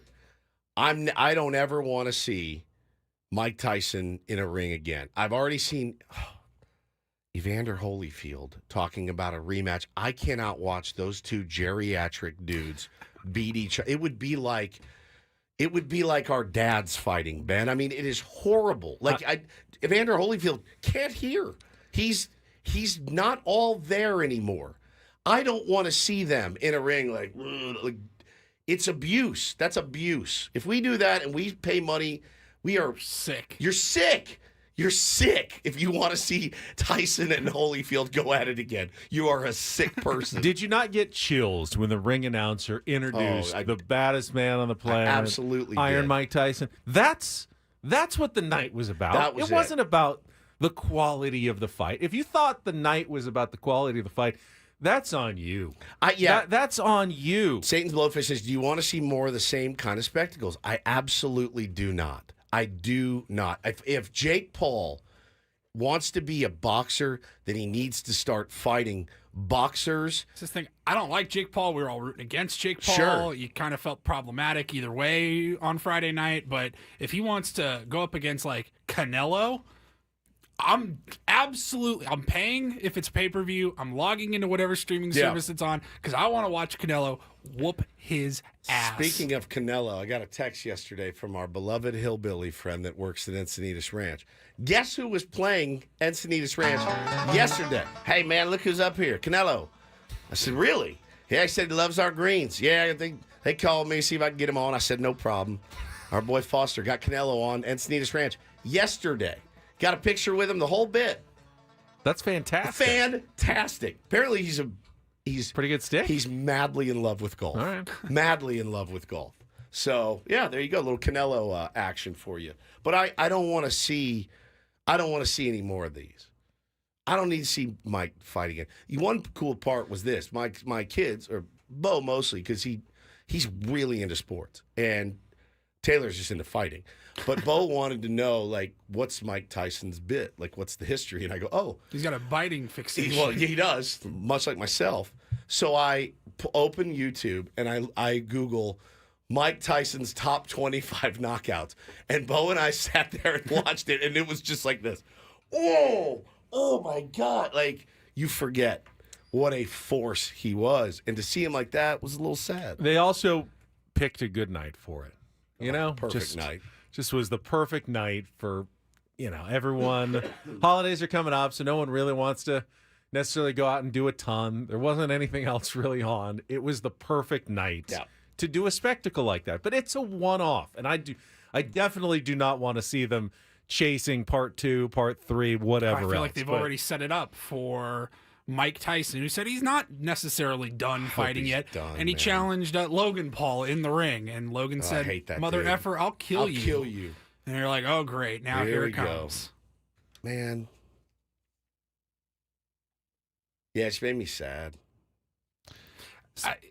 Did you find yourself in the first, maybe 1 or 2 rounds, though, going, Tyson doesn't look that bad? This is a good point. Brian says, if you guys watched the Netflix episodes leading up to the fight, if you had, you might have been expecting something different. I think that's a really good point. I saw a lot of people saying, bro, when you watch Tyson train, it wasn't this dance around, stick and move, avoid the jab. It was like Bulldog Mike Tyson. And so, I think that probably disappointed a lot of people. I didn't watch Roy that. Jones Jr. said it the whole fight. He goes, I don't like his legs. I don't like his legs. Look at his legs. I don't like the legs. I thought Rosie Perez was an interesting She's choice. phenomenal.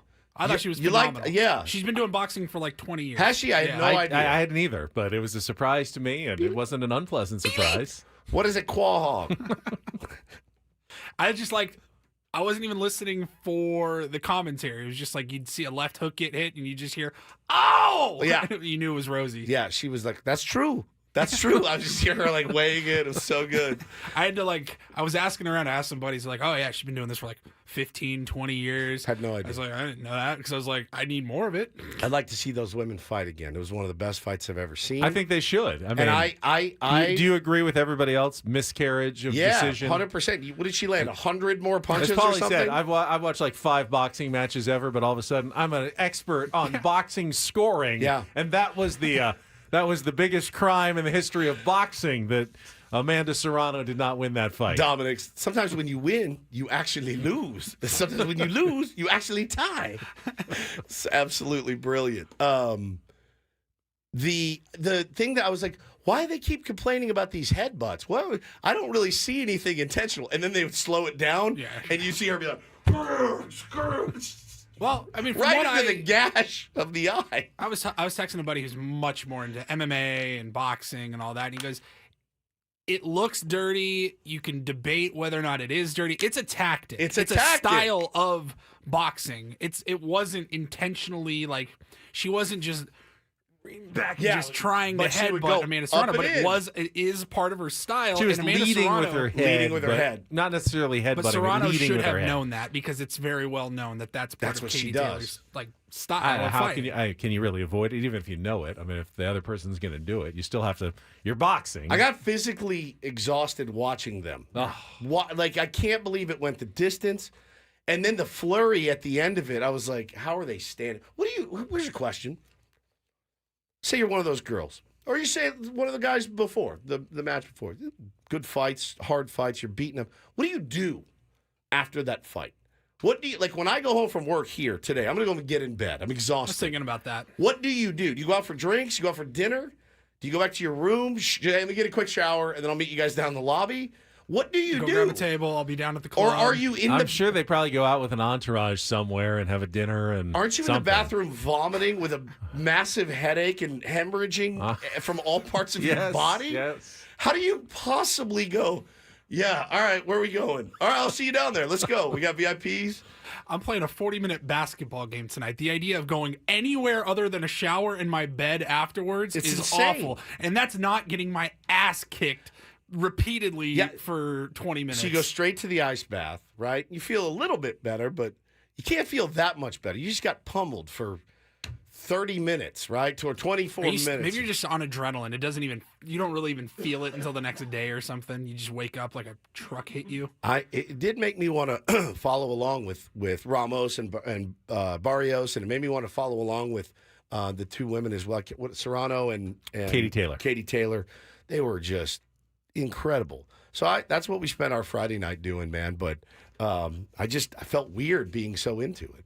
That's what it is. All right. Speaking of things you also missed yesterday, at the very end of the show, the Baseball Hall of Fame announced the ballot for 2025. It's going out. Off-season banter, baby. Paulie We and are I back. did our quick reaction, our yeses and nos, but we were both curious how you would vote. Rapid fire? So we're going to rapid fire with Woods today on the 2025 Baseball Hall of Fame ballot that came out yesterday.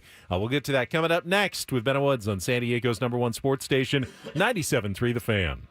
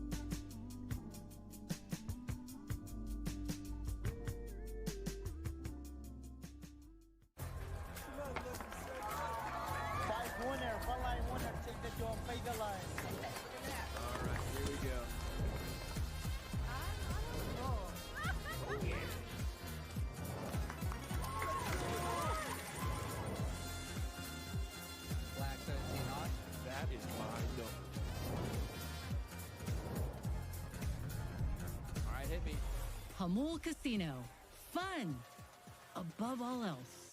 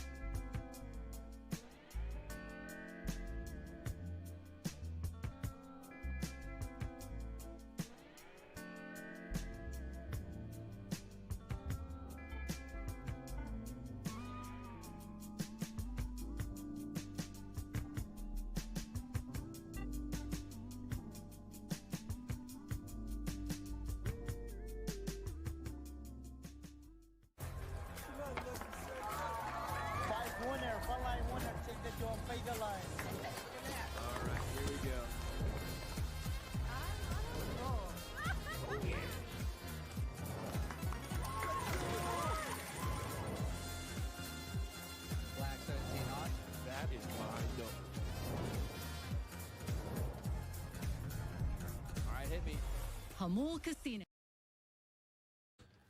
So yesterday, Paulie and I just went through alphabetically the ballot for the Baseball Hall of Fame that was released yesterday. But now that we've got Woods back, wanted to get his opinion, and I want to do it a little bit differently this time. I want to start, Woods, with just the newcomers to the ballot. Okay. The guys who are first-year candidates for the Hall of Fame. So I've there's done no research, by the way. That's fine. We didn't None. either. We were just kind of just gut feeling gut. on each of these guys. And, you know, if you want to give us a comment or two, that's fine. But here are the newcomers on the ballot in alphabetical order, but first-timers, trying to get to Cooperstown. Carlos Gonzalez. No. Curtis Granderson. No. No Grandy man for you. Felix Hernandez. Absolutely. Absolutely. 100%. Now, I think Paulie and I both agreed on yes, but we thought probably Might not take him a while. Probably not going to get in the first year. He better. You think he should? Absolutely. Filthy. Adam Jones. Sorry. You fat bastards. I Yeah. had the same reaction as Payback's well. a mother. Feel like I really should say yes for everything that he's done, but He posted something on his Instagram stories like, "Oh, S word," like he was not even expecting to be nominated or on the ballot. That's a pretty cool honor to be nominated. Ian Kinsler. No. You sure? Russell Martin. No. Brian McCann. No. Dustin Pedroia. I say yes, but everyone tells me I'm wrong. But I think you're wrong. I know. Okay. He was. God, he was. I said he was. I was very close. He probably won't get in, but like in my mind, I'm like, oh God, yeah. He'll get enough votes to stay on the ballot. Yeah. Yeah. You just need 5% to go forward. God, he was great. Hanley Ramirez. Man, I think he's one of those guys that when he burst on the scene, I went, you're going to be in the Hall of Fame, but I don't think he did enough. No. Less of a chance for Pedroia. Very talented. Yeah. I mean, all these guys are talented. Yeah. Fernando Rodney. No. CC Sabathia. Yes. Yeah, I think so. Maybe first ballot even. Maybe. Ichiro Suzuki. No brainer. The debate yesterday was he should be unanimous, right? Yes. You cannot not vote for Ichiro. Yeah. He'll join Mariano. Whoever does should lose their voting rights. Kurt said, yikes, who made this list? I think it's the Baseball Hall of Fame made the list. Cooperstown. And these are guys who are eligible 5 years, retired, whatever, the first time eligibility. Troy Tulowitzki. No. Coulda, shoulda, woulda. If he stayed healthy, no question. He was always hurt. And the legendary Ben Zobrist. Absolutely not. No. All right, so Ichiro, definitely. CC, King Felix. Very likely. King Felix, and you've got some Dustin Pedroia love for the new class here. All right, then there's the holdovers. Billy Wagner is in his 10th year, last chance. That's insane to me. I think he's a Hall of Famer. He was so close last year, just a couple of votes short. Is 73.8%. You need 75%.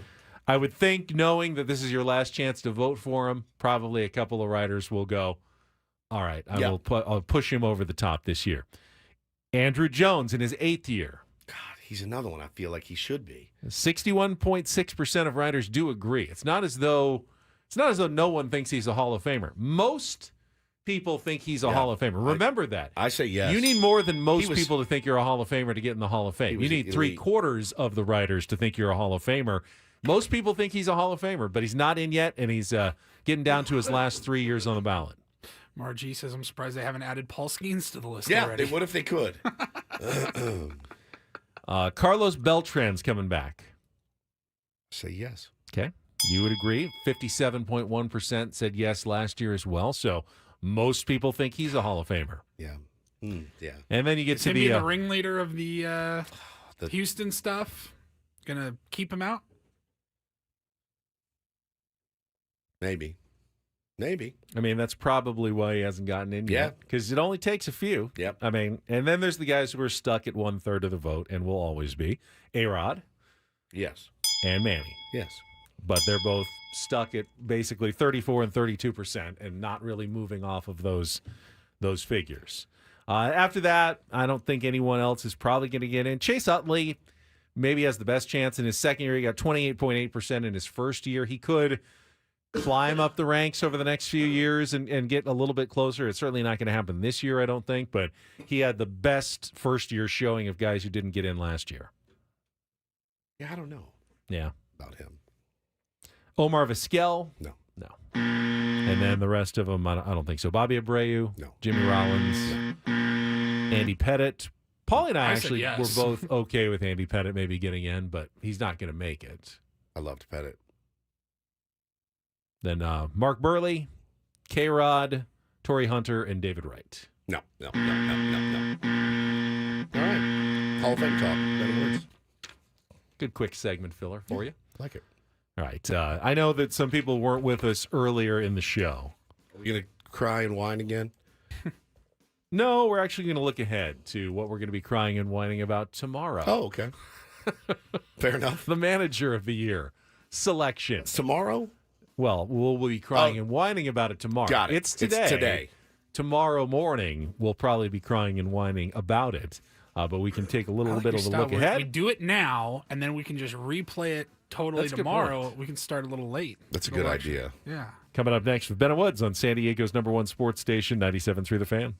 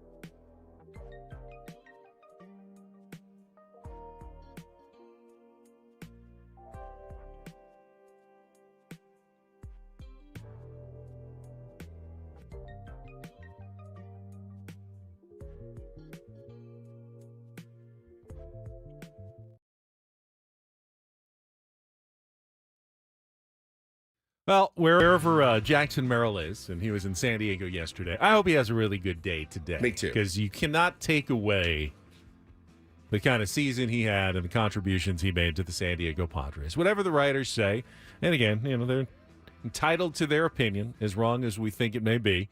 Jackson Merrill was fantastic for the San Diego Padres and deserves at least all of our praise this morning for what he did for the team, for us as fans this year. Don't care if he's not the National League Rookie of the Year. He's our Rookie of the Year. Oh, no question. No question. And so much more. He's our Silver Slugger. He's our little Silver Slugger. He's an all MLB center fielder, second team. Yes, sir. Hi, this is Jackson Merrill. Hi, Jackson.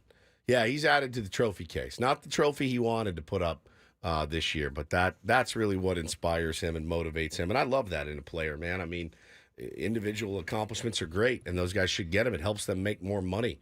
But what he wants to play for is a chip, and I love that about him because we deserve one and we need one, and he will help us get there. Padres could still get draft pick compensation based on Jackson Merrill if in the next 2 seasons, I believe he finishes in the top 3 in MVP voting.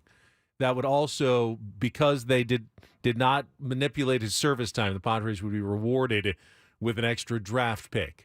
Probably was going to be easier to get the Rookie of the Year than top 3 in MVP voting, but I'm not going to put a ceiling on what Jackson Merrill can accomplish in the next couple of seasons. Yeah, I mean, we all projected him at like 9 home runs, right, and he ended up hitting 24. I remember a round table we did. I think Craig asked us to go, or you asked us to go around and give our ceiling of home runs for Jackson Merrill at the time. I think this is probably May or June, and it was like 12. If he hits 12 homers, I'll be elated. Doubled that, and certainly had a chance to hit some more. But he's a fantastic player. Really glad he's here. And Paul Skeen's also a fantastic player. And one will be with his team. One will be traded within the next 4 to 5 years. Skeens is also up for the Cy Young Award, which will be announced tomorrow.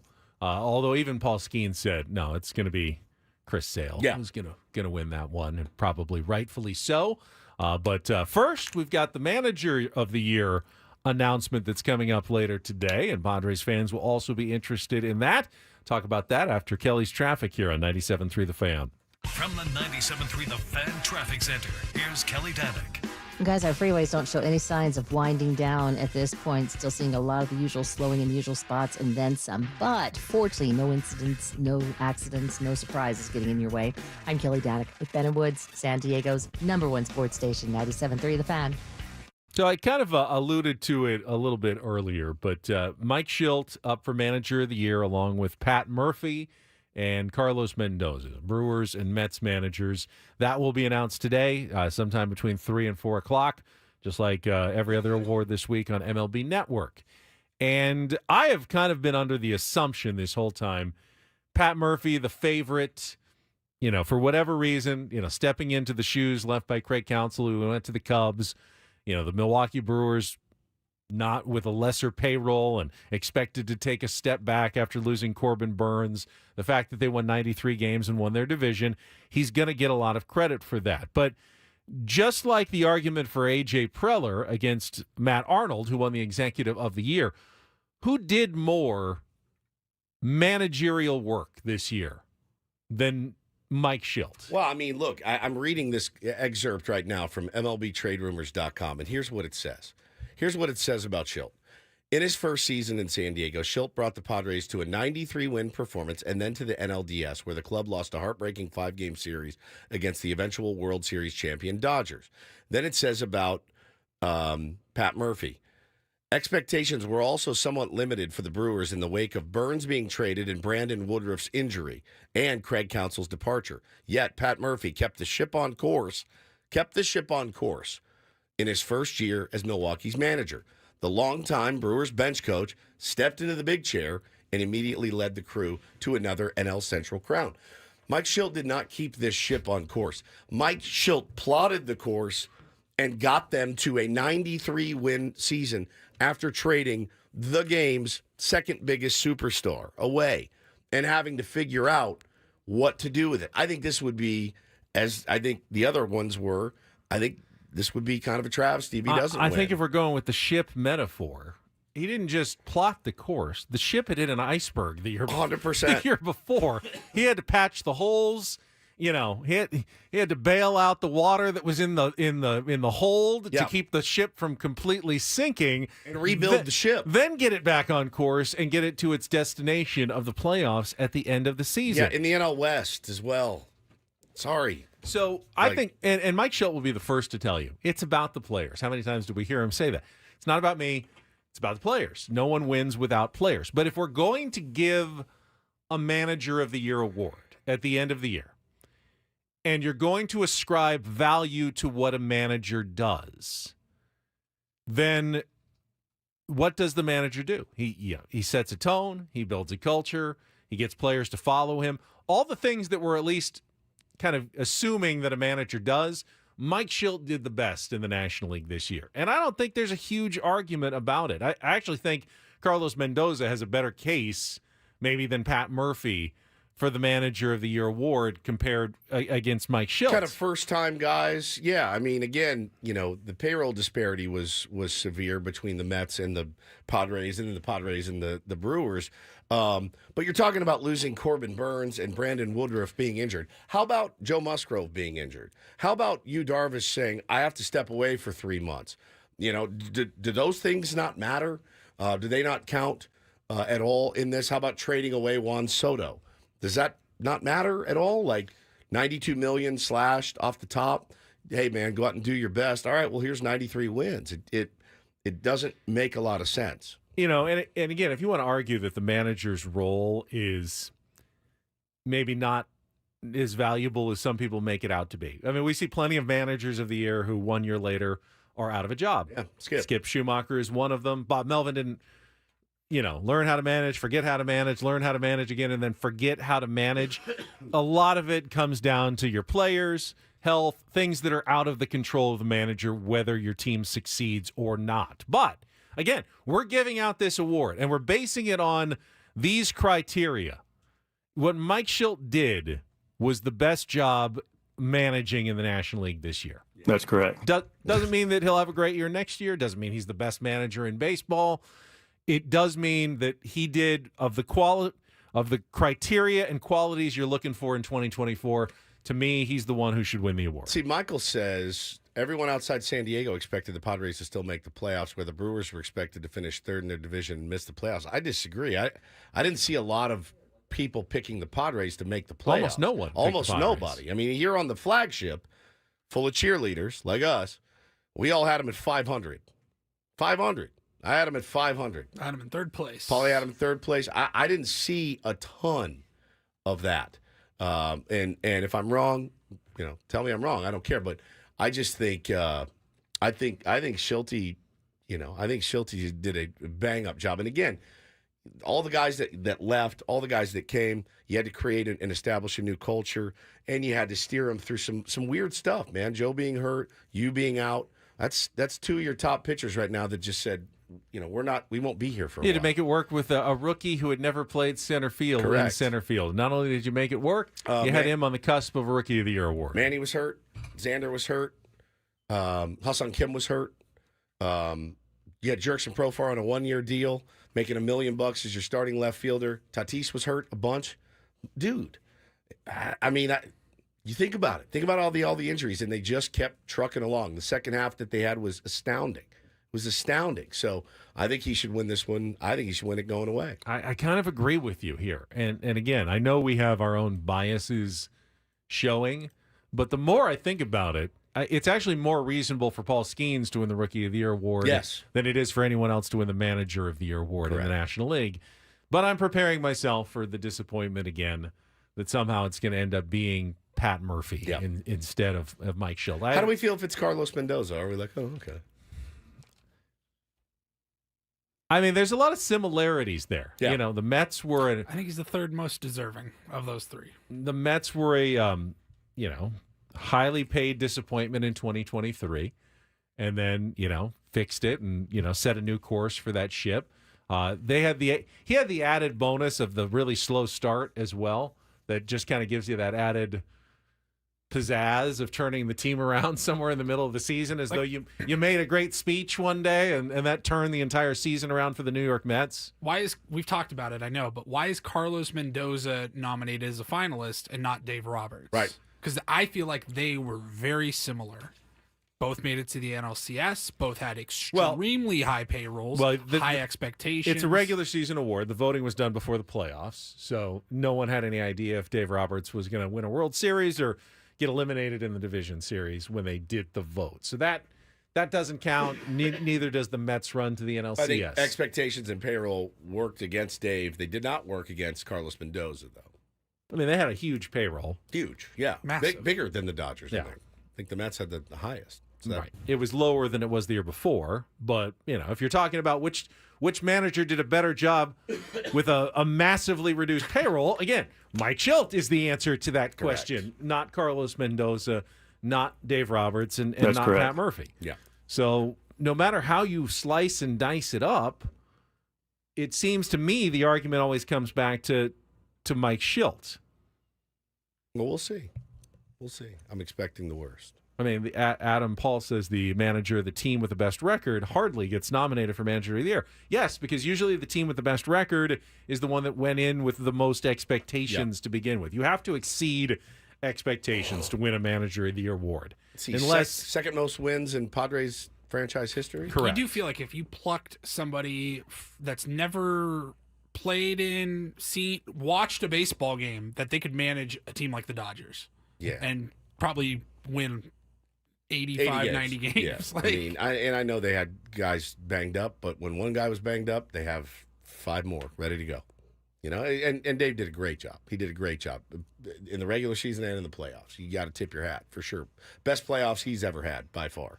But it's not a knock on Dave. It's just a compliment. It's a fact of the state of their roster and the players on the team. You just got to, as long as you pencil in Ohtani, Freeman, and Betts 1, 2, and 3. It's pretty solid. You're gonna be okay. Yeah. I want good rationale. If they voted for Pat Murphy, I want the writers to be able to defend it, because if they say, well, the Brewers won their division, so I just thought that Murphy did a better job. That's not an argument. Yeah. They won 93 games. The Padres won 93 games in a much tougher division.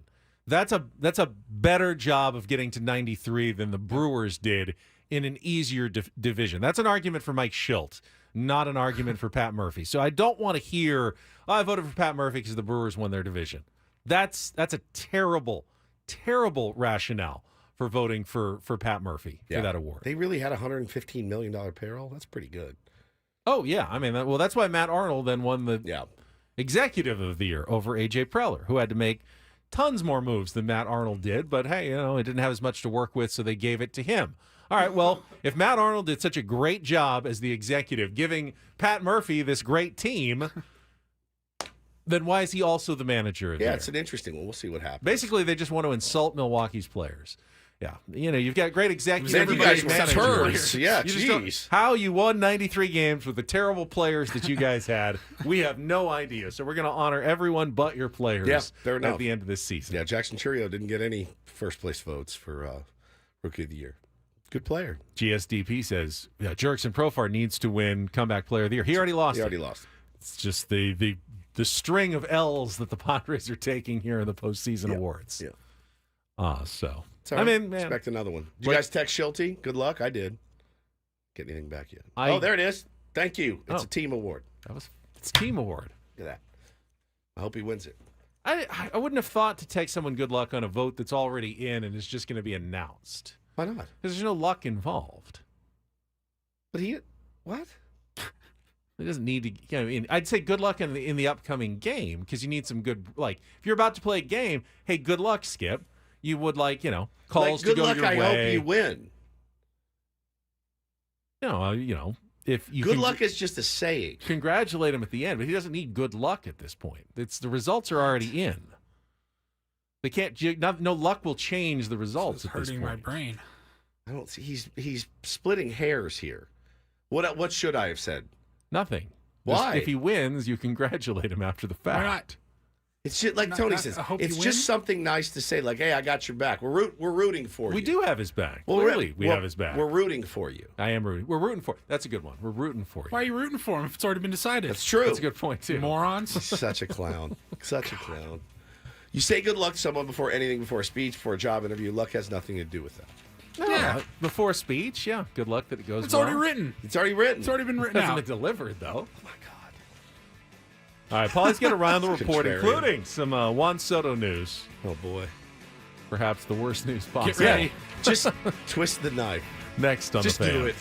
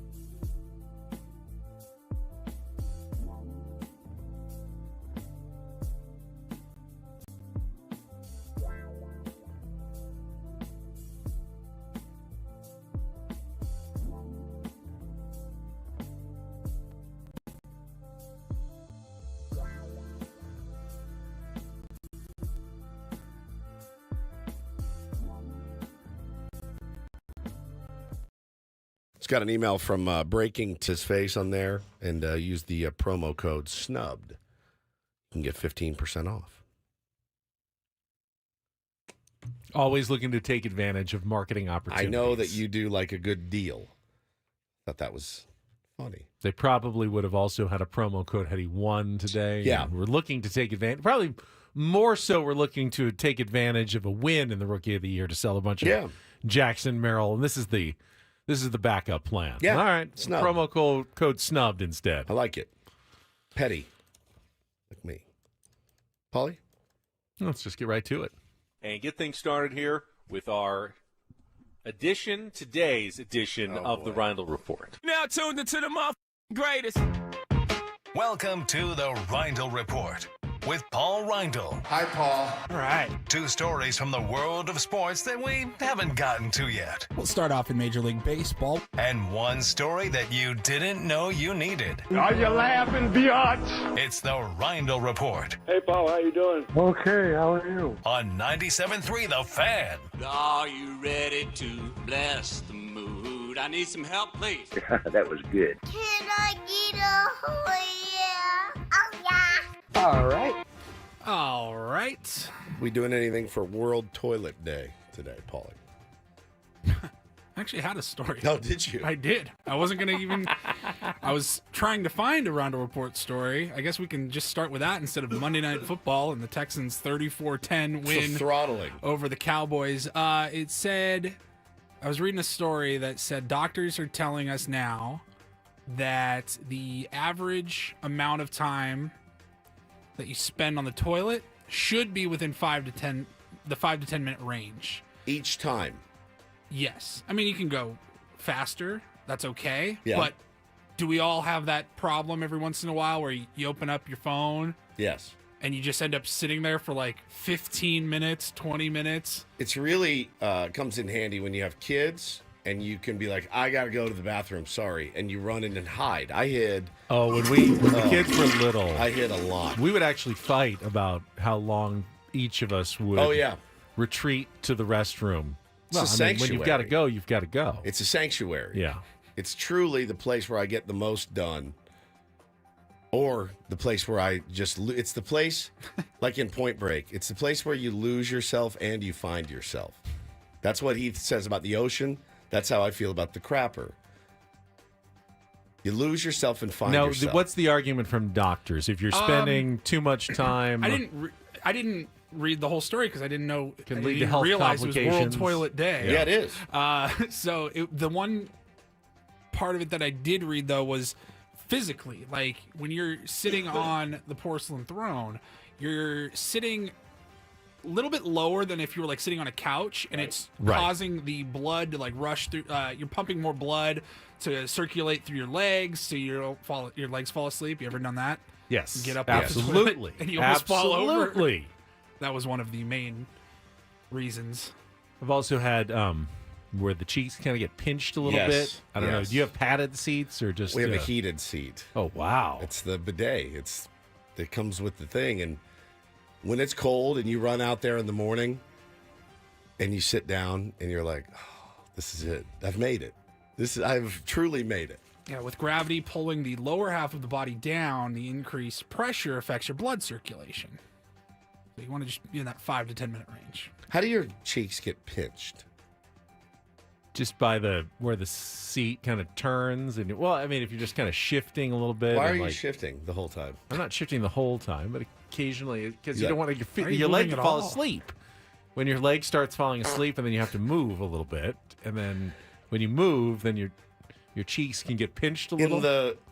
Just in like the edge, the crevice. Who farted? Because you said, hey, you know when your cheeks get pinched? And I said, yes. But I don't know. I really don't know. I don't know how you pinch your cheeks. Somehow it just happens, I think. I don't know. Number 2. Ouch. I'm hurting. All right. Don't make me laugh. That was not planned in the slightest. All right. Get ready. Juan Soto meeting with the Dodgers today. Let's do it. This came from Alden Gonzalez, ESPN. Him and Mark Feinsand both reporting that, the Dodgers are, in fact, planning to meet with Juan Soto today. Alden Gonzalez wrote, it would be absurd of them to follow $1 billion offseason with a $600 million plus contract. Just for one guy. They still got 3 more guys they can go get. They can do back-to-back $1 billion off seasons. Them already announcing before they even scheduled the meeting with Soto that Mookie Betts was no longer going to play right field. I'm like, you mother. I know. Yeah, it does beg the question. I have seen so many. You go out and get Soto, and then you say we're moving Mookie Betts. I have seen so many. I saw a Dodger fan tweet last night. Please, God, don't let us get Juan Soto. And I'm reading that, going, what? And the logic was, well, if we get Soto, we can't have Teoscar Hernandez. I'm like, are you effing kidding me? God, there's nobody on the planet that would take Teoscar Hernandez. That's the afterglow of winning a World Series, and Teoscar's a great player, but he ain't Juan Soto. Clearly, it's an upgrade from Teoscar Hernandez to Juan Soto, but you're also messing with, You're not. You're adding the chemistry and everything that won you a World Series. You're not. Teoscar was a big part of their World Series title. You know who else? I can understand why Dodgers fans might want Teoscar Hernandez back. Okay, you know what? They could have Teoscar Hernandez back. But you're not getting Juan it. Why Soto. not both? You could have both in a heartbeat. Would Teoscar Hernandez want to sign if he wasn't going to have playing time, though? He can play left. Soto plays right. Okay. Mookie's already moving back to the That's infield. true. Mookie is moving back to the Edmonds infield. your Okay. center fielder, and you're good. I wouldn't even have thought of it as a one or the other. By the way, if it's one or the other, you take Juan Soto every time. Not 75% of the time. 100% of the time. John Heyman also reporting that Juan Soto is still planning to meet with the Phillies, but has not done so yet, and that they are definitely interested in Juan Soto. It's weird. I want the Dodgers to get Soto. I want them to get him. Just go. If you're going to do it, just do it. It would make. Not saying it. Not saying it for $200 million. Not saying it will. It would make it that much sweeter. If you beat him. I wouldn't complain about it. No. I'd respect it. Yeah, I mean, they're spending if money. they can afford it and they can go out and pay for Juan Soto, then go ahead and do it. Yep. Honestly, if I'm a Dodgers fan and they don't sign Juan Soto, I'm wondering why not? Yeah. Why not? Every report this offseason is that their signing of Shohei Ohtani has been so incredibly financially successful Lucrative. that they don't even know what to do with all the money They they're are making. bathing in. Andrew Friedman, after the World Series, this can't be confirmed, but he was lighting cigars with $100 bills. Remember in Castaway when he finally learns how to make fire and he's throwing all of that onto the fire? That's what he was doing with actual cash. They have so much money to burn in L.A. right now. If I'm a Dodger fan, I'm livid that we don't go out and get Juan Soto. He's out there. Why wouldn't you go get him? You're paying Shohei $2 million. It's a position you need to fill. Yeah. He's the best possible person to fill it. You Yep. have the most money of anyone in the sport. Why wouldn't you get him? It's Unless you about don't care about winning. It's about as easy of a 1 + 1 = 2 as you're going to get in the I offseason. mean, unless you hate winning, you should go get him. Or you can say, hey, we just won a World Series. We're going to sell out every game next year. We don't need to spend. We're just going to rake in the profits even more next year. Lisa says Soto wants money. Guess what? They got money. They got money to burn. I mean, at this point, I take him. Go get him. Go ahead. Let's go. Still got to play the games. And you still, I mean, look, even your World Series was really impressive that you had 3 pitchers that basically got it done for you. You know? I mean, it just goes to show you anything can happen. And, yeah, I mean, he would make their team better. He's going to make any team he joins better. He's a superstar player. So, yeah, they got money. If they cared about winning, they would go get Juan Soto. Stay tuned. We'll find out. That's All right. today, huh? That's today. What's their pitch? Here you go. I mean, Hey, it kind of speaks for itself. Remember that team that just beat you in the World Series? How'd you like to How'd join you like them? to join us? If you can't beat us, join us. I am curious. I'd love to know, like, when we're talking money like that, the organization like that, the location like that. Do they fly him out to L.A. and No, give him the Hollywood treatment? He's already He's here, here. isn't he? Yeah, he's been meeting with everybody here. I think he's at Boris's. At Boris Corp? At Okay. Boris Corp. I didn't know if they were flying to him, if he was already here. Is that in Orange County? Where is he? I think so. Yeah, somewhere in Orange Yeah, County. St. Louis just says gestures broadly. That's your pitch. Here you go. You want to play with Shohei? You want to play with Mookie and Freddie? And yeah, I think Everything the light touches is your king. it's just it could end up being one of those weird things where he does this big song and dance, right, with everyone. And it gets down to it, and money's pretty similar in all places, and he just goes, screw it, man. I'll join them. Now, what they won't tell you, but is true, if you join the Dodgers and you have an incredible season, and we go to Game 7 of the World Series, and we lose it in heartbreaking fashion, you failed. It's a failure of a season. If you come to the Dodgers and we don't win the World Series pretty much every year, It's a failure. it's a big-time failure. There's There's a lot of pressure if you go to the Dodgers and take that money there, in particular this season. But he likes pressure. He's not afraid of it. Nope. It's a no-brainer. All right, finally, kind of went in reverse order. We did the toilet talk first. Do have one more sports story. Now, this was I thought this was interesting because I was led to believe, falsely apparently, that I got an email yesterday from Front Wave Arena. My beloved Front Wave Arena. Woodsy's beloved Basketball Woods. Simply the best. And it had a big red link, buy tickets for your San Diego Clippers. And there was a picture, it said November 20th. That would be tomorrow night. Yes. The South Bay Lakers versus the San Diego Clippers right here in San Diego, up in Oceanside. And it had a picture of Cam Christie in the Clippers uniform and Bronny James in the purple and gold South Bay Lakers. Of course, why wouldn't you market Bronny James? Correct. But we talked about this, I don't know, last week or 2 weeks ago. The Lakers said Bronny James is not traveling with the G League team. Yeah. He will be kind of split between the Lakers and the home. South Bay Lakers. Yep. He's not doing the road trips at all with the G League team. He may be back on the road with the big squad on those trips, but he was not going to be playing. So I saw this email and I go, well, that's kind of like, is that like false advertising? Like we already know Bronny's not going to be there. Kind of messed up when it says, the first of 3 thrilling matchups. Bronny James, November 20th, the South Bay Lakers featuring Bronny James. Yeah. And I sent this over to you guys. I go, what the hell is this? And then Ben said, some news. So I was watching the game on Sunday night, on Your View. Steve Quiss, good guy, was calling the Clippers game, and he did say during the broadcast that the Lakers have said that Bronny will be coming down for this game in particular tomorrow night. Now, I think that's probably a little bit newsworthy. If you were on the fence, if you were thinking about getting tickets, and you're like, well, I want to go because if I'm going to go, I want to see Bronny. I mean, officially, I don't know if they've made an announcement. The coach of the South Bay Lakers, Zach Guthrie, said the availability was being discussed for Wednesday night's game. It's been a controversy. There are people in basketball going, you can't treat him with the kid gloves and not put him on the road in G League games. And, he's got to get a full-rounded experience, in his first season of pro basketball. But at least what I heard when I was watching is that they are under the impression it's not – they have been led to believe that Bronny's playing. Whether he does or not, that'll be a Lakers decision. That's always up in the air. I mean, Lakers could have an injury and then call him up. Yeah, true. And then they wouldn't play him. Any G League player is always pretty much a game-time decision. But there is talk that LeBron James's son will be playing in Oceanside tomorrow. But don't put it on me. I'm not promising it. I'm simply I'm putting it on you. passing along what I heard. Send out an audiogram.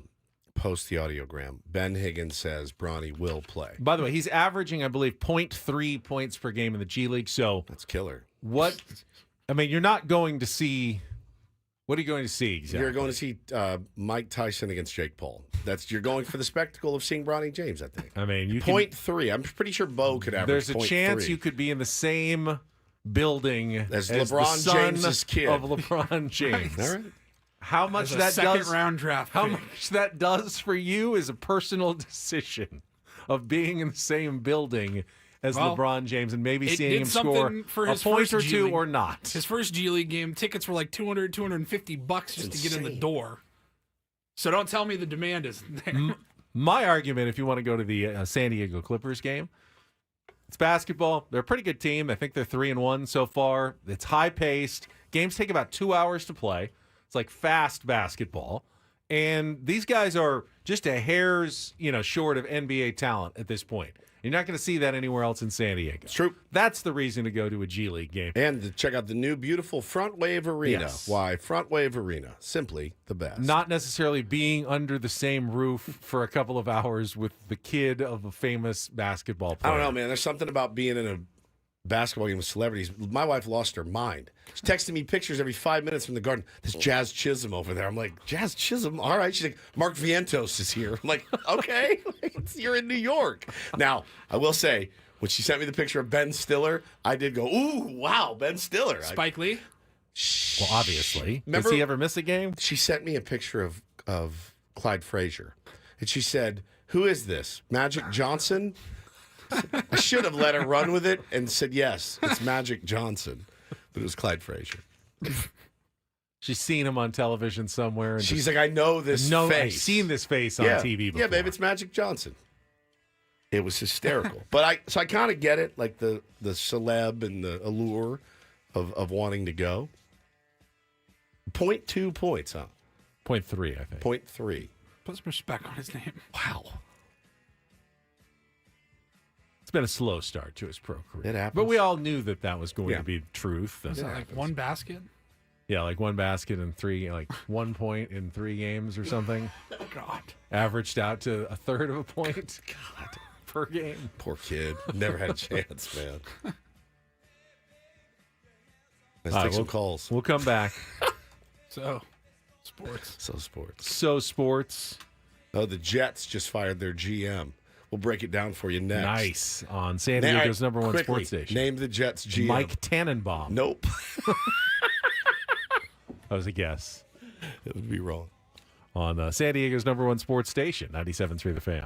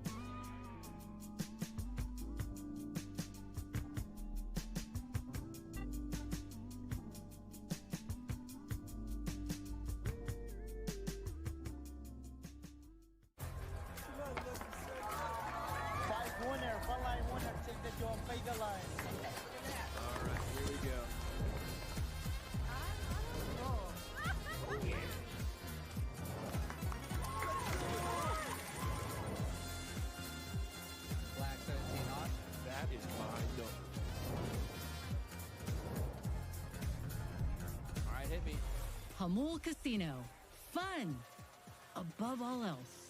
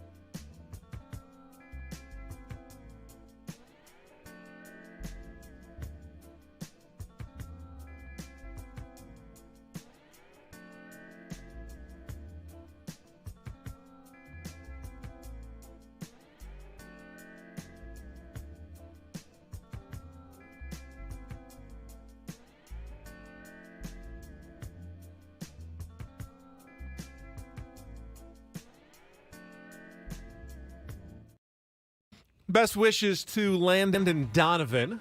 The San Diego Wave announcing yesterday that they have parted ways, I guess, with their interim head coach. I don't know.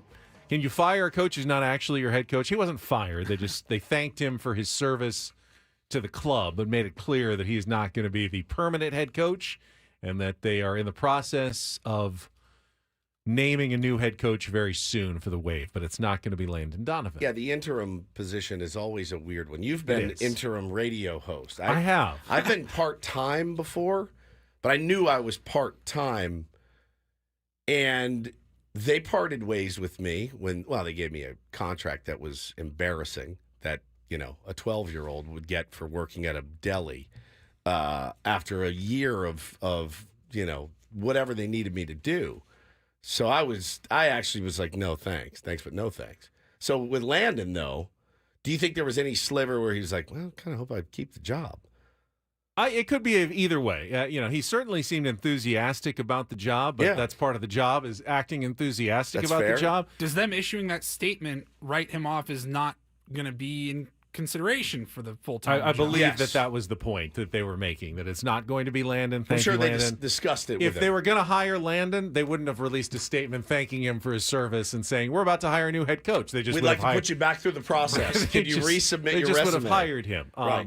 You know, it could very well be Landon like, hey, this was fun, but I don't think it's for me full-time. Or it could have been the Wave going, hey, we appreciate what you did, but, you know, it's not the direction we want to go. I have no idea what the decision-making process on that is, but I like Landon. We've had him on the show before, great dude, man. And I certainly wish him the best of luck. He remains a huge figure in the world of, you know, U.S. soccer, and will always be so going forward. No doubt. He will, I'm sure, have another project after doing the Loyal and the Wave, maybe here in San Diego, maybe Wave, elsewhere. SDFC, he's just going to bounce to each. Yeah, whatever Landon's going to do going forward. Speaking of the interim, it's funny you brought that up.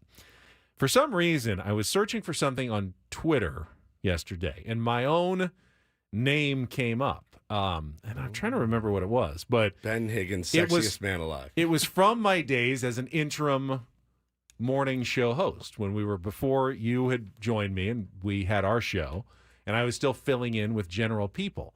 And I had not even, does anyone remember that they used to call it the Big Effing Deal Morning Show with Ben Higgins and Joe Tutino? Apparently that was a thing that I didn't even remember. It was like a promo tweet for the show. Are you coming up today? Are you effing kidding me? The Big Effing Deal Morning Show with Ben Higgins and Joe Tutino. When you signed on, were you like, hey, everybody, it's the Big Effing Deal? I don't remember this at all. Does anyone else remember this? You are joking. I remember that. Were you producing, Paulie? Yeah.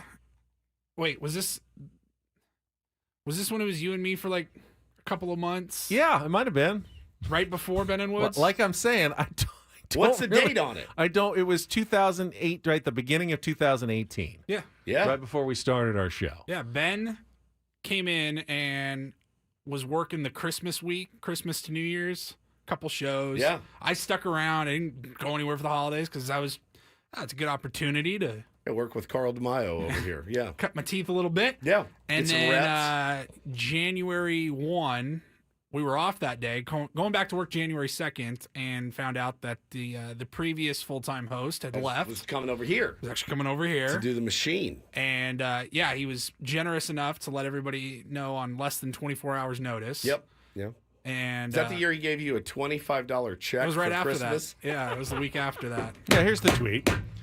Tune in at 8:40 this morning on the Mighty 1090 as USD coach Lamont Smith joins Ben Higgins and Joe Tutino on the Big Effing Deal Morning Show to talk USD men's basketball in a big game tonight. That's a tweet. At the JCP against number 6 Gonzaga. I was searching for Gonzaga something, and that came up in my feed. And I'm going, did we really call it the Big Effing Deal Morning Show? Because that wouldn't have been my choice to name my own show. I'm more for offended sure. that you tweeted out that the USD head coach was going to be on, and that was your big promo tweet. Well, we had like a partnership with them, remember, at the time. Gonzaga, too. And Gonzaga they were number 6 in the country, and they were coming to town, so it was a decent story for that day. But I see. There's one of my tweets today on the Big Effing Deal Morning Show with Ben Higgins and Derek Togerson.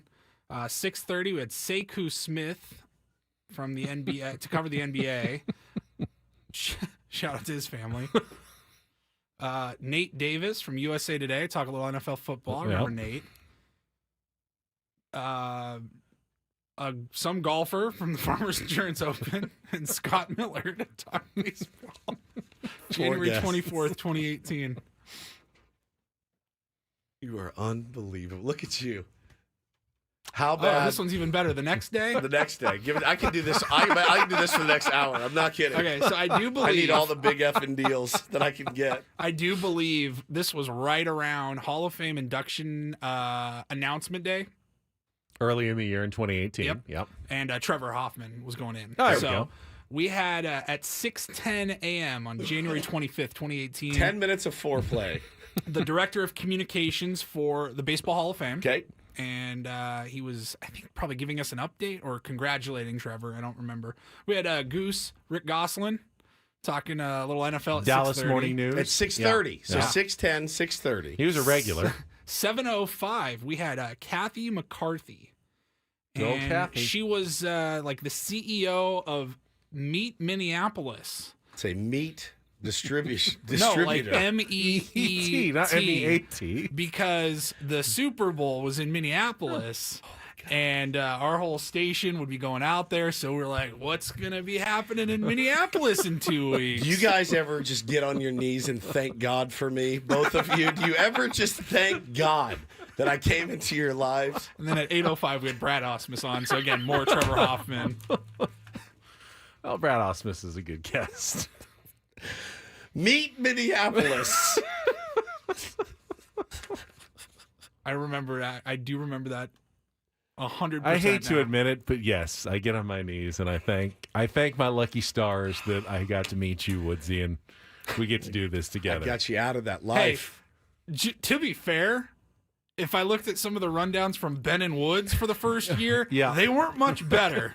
They were 6 guests because it was jammed down our It was throats. not my choice, though. NFL. Oh, the Browns are playing Thursday Night Football. I guess we should be thanking Adam is the person we should really be thanking. Now Holy we have no cow. guests, and we talk toilets. Yeah. You know, for segments on end That on is this program. absolute. Meet Minneapolis. I will never forget. I wonder how Kathy's doing right now.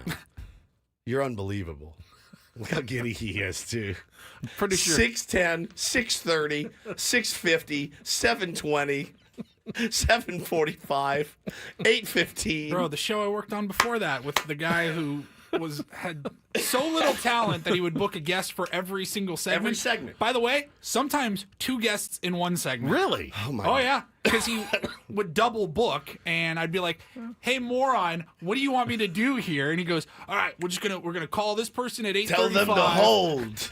And then we'll go to traffic. We're gonna wrap it around. We'll do a little donut. We'll do traffic in between. We'll do 2 interviews in one segment." The thought of it makes me sick to my stomach. The thought of having to talk for 10 minutes without a guest gave that guy. I sick kind to of his want to hear stomach. Woods interviewing Kathy from Meet Minneapolis. Minneapolis and just You hear how guys. it's going to go. The big effing deal. I need find as many of those as you can. We'll be right back. It's Ben and Woods. Last segment 97.3 coming up FM. next year.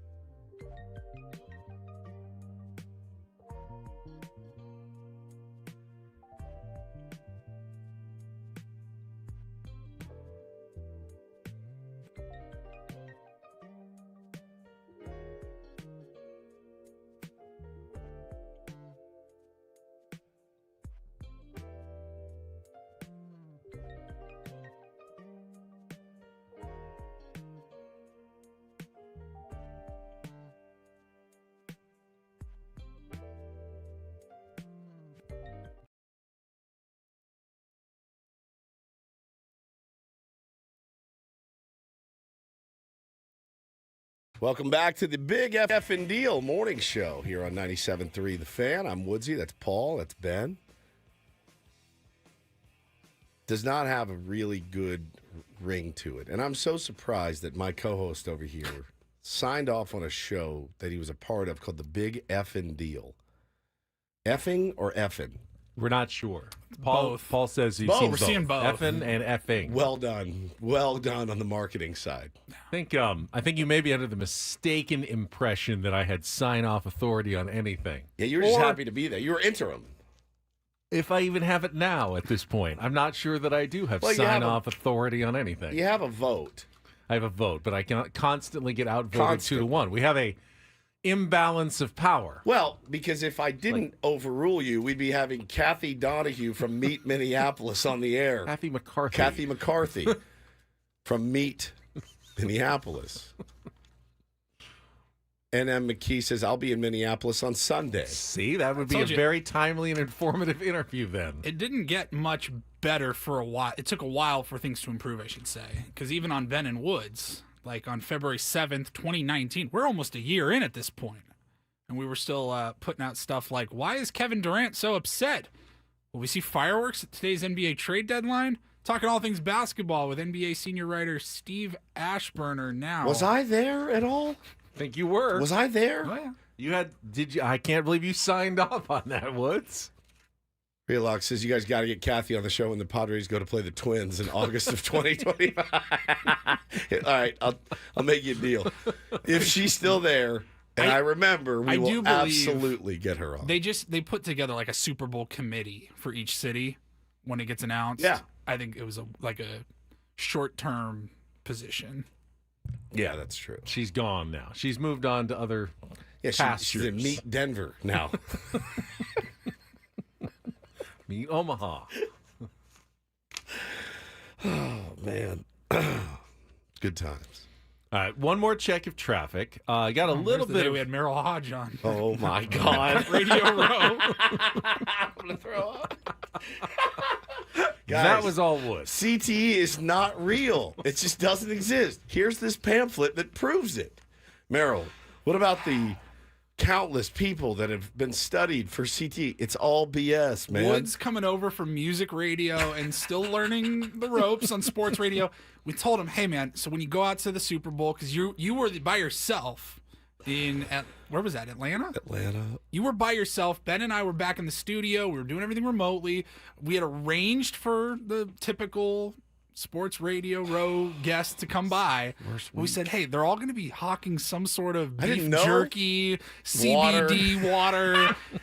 Let them plug it, but at the end, if it's a 10-minute interview, do 8 minutes on whatever. I thought I was doing 8 minutes on the CBD no, water. We were like, do 8 to 9 minutes on the game, and then at the end, hey, by the way, what are you promoting? Because like if a music star came on, the Black Keys are joining me right now. I'd ask them about their new record, what they're there to promote. So Merrill Hodge was promoting that CTE isn't real, and he gave me a pamphlet. Very passionate on the subject. He was so passionate. I'm like, Merrill, I disagree. He's like, well, look at this. It was a 3-page pamphlet. It was like an STD pamphlet that you open up. It was like, why STDs are bad for you. But this was. All right, welcome back to the Mighty 1090. Jeff Garcia is here. Jeff, tell us about this hemp water. We're like, no, wait till the end. No. And then he's like, oh, you want me to the whole right 10 now, minutes? all right, sounds good. Adam says, just you wait. I'm sending you to Super Bowl radio as punishment for making fun of me throughout the year. Bro, it would absolutely be punishment. Where is it this year? New Orleans. Oh, never mind. We'll go. Yeah. All right, we'll go. We'll have fun. We would have a Woods blast was with the it. the marketing department's dream. Like we're paying this celebrity endorser a lot of money, and hopefully he can wedge in a mention of our product. No. And then Woods shows up and he turns the entire thing into a 10-minute infomercial. I remember Pete from Point Loma, who's a legendary sports radio listener in this town. I remember him tweeting, "Man, I hate Radio Row because all they do is just promote stuff." And I remember writing him back going, "Pete, it's me, dude. It's going to be different. We'll have a blast out there this year." Sure enough, man, I'm on there, hemp water and CBD cream. January 10th, 2019. This is, again, 8 months in, so we're still hadn't gotten better because we wrote, what is next for USC football? We'll dive into this week's drama with @Inside Troy, who joins us next on the Mighty 1090. Everyone thinks they can change the system from the inside. Like, I'll be different. Yeah. The Super Bowl is an unchangeable system, I think. I beg you, Adam, to send us to New Orleans this year. That would be a blast. What a actually. punishment All that the would San be. Diego Fleet Please. interviews are killing me. Oh, please don't send us to New Orleans. Whatever you do, Adam, that would be the worst punishment possible. I would just get hammered and skip every show, like I did at Morning Show Boot Camp in New Orleans. I missed every single one. No, that's fascinating. Yeah, Pete from Point Loma is still online. Love you, Pete. Haven't talked to you in a while. Hope you're doing well. I do too. All right, a little Roki Sasaki news before we get going, and we'll share that with you right after a check of traffic here on 97.3 The Fan. From the 97.3 The Fan Traffic Center, here's Kelly Danick. Just a few problems wrapping up our morning drive. Stall pickup truck take it to the slow lane, northbound 5 past the King Freeway. Also collision in the center divide on westbound 8 before the 805.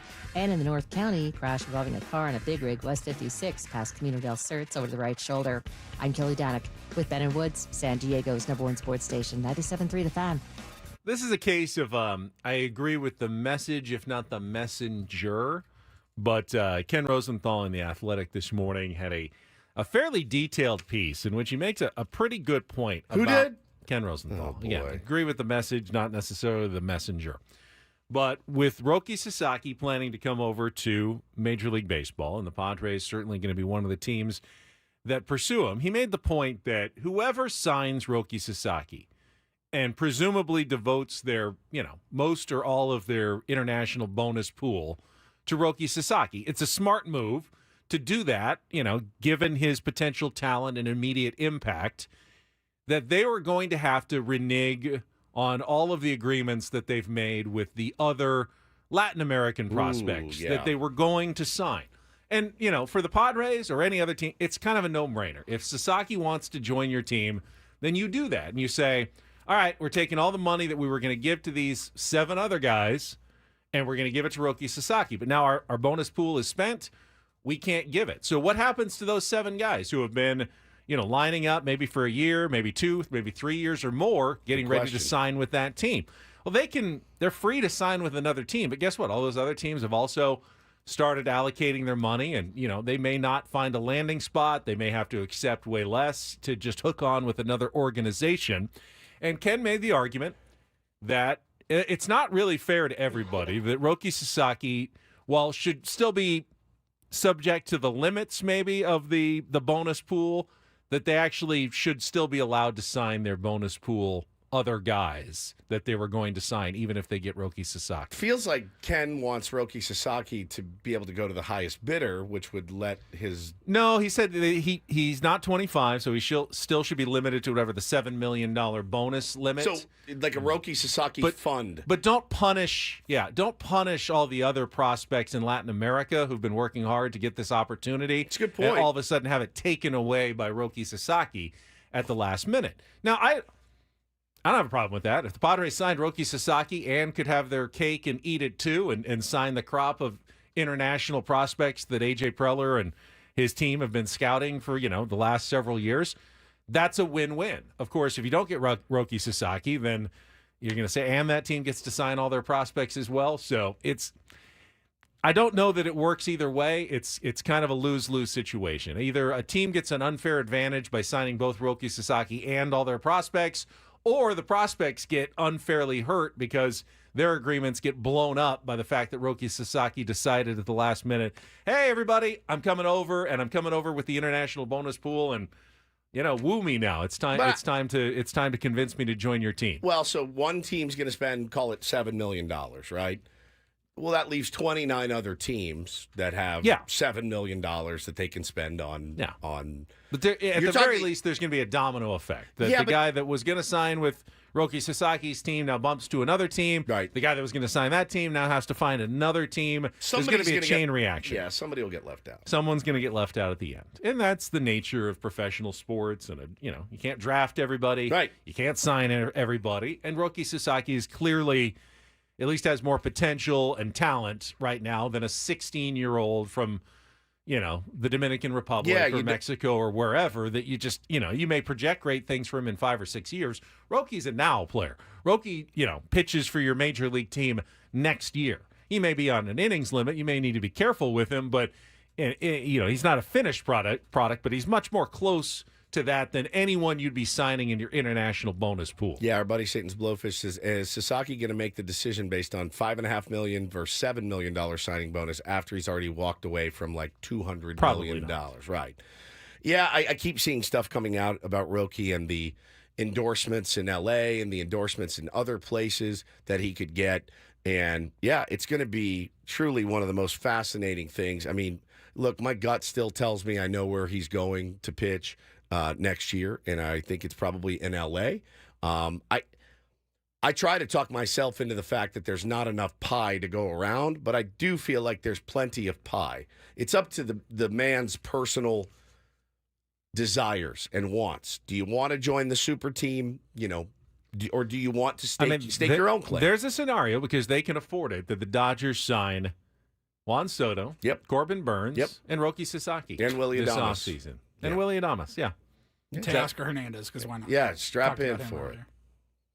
I mean, look, in the ramifications of any deal that they sign right now isn't going to hit them for many, many years. So, guess what? The Dodgers might be hurting, Ben, when I'm 65 years old. And I'm probably doing a podcast in my basement. Yeah. Can you believe it? It's finally come.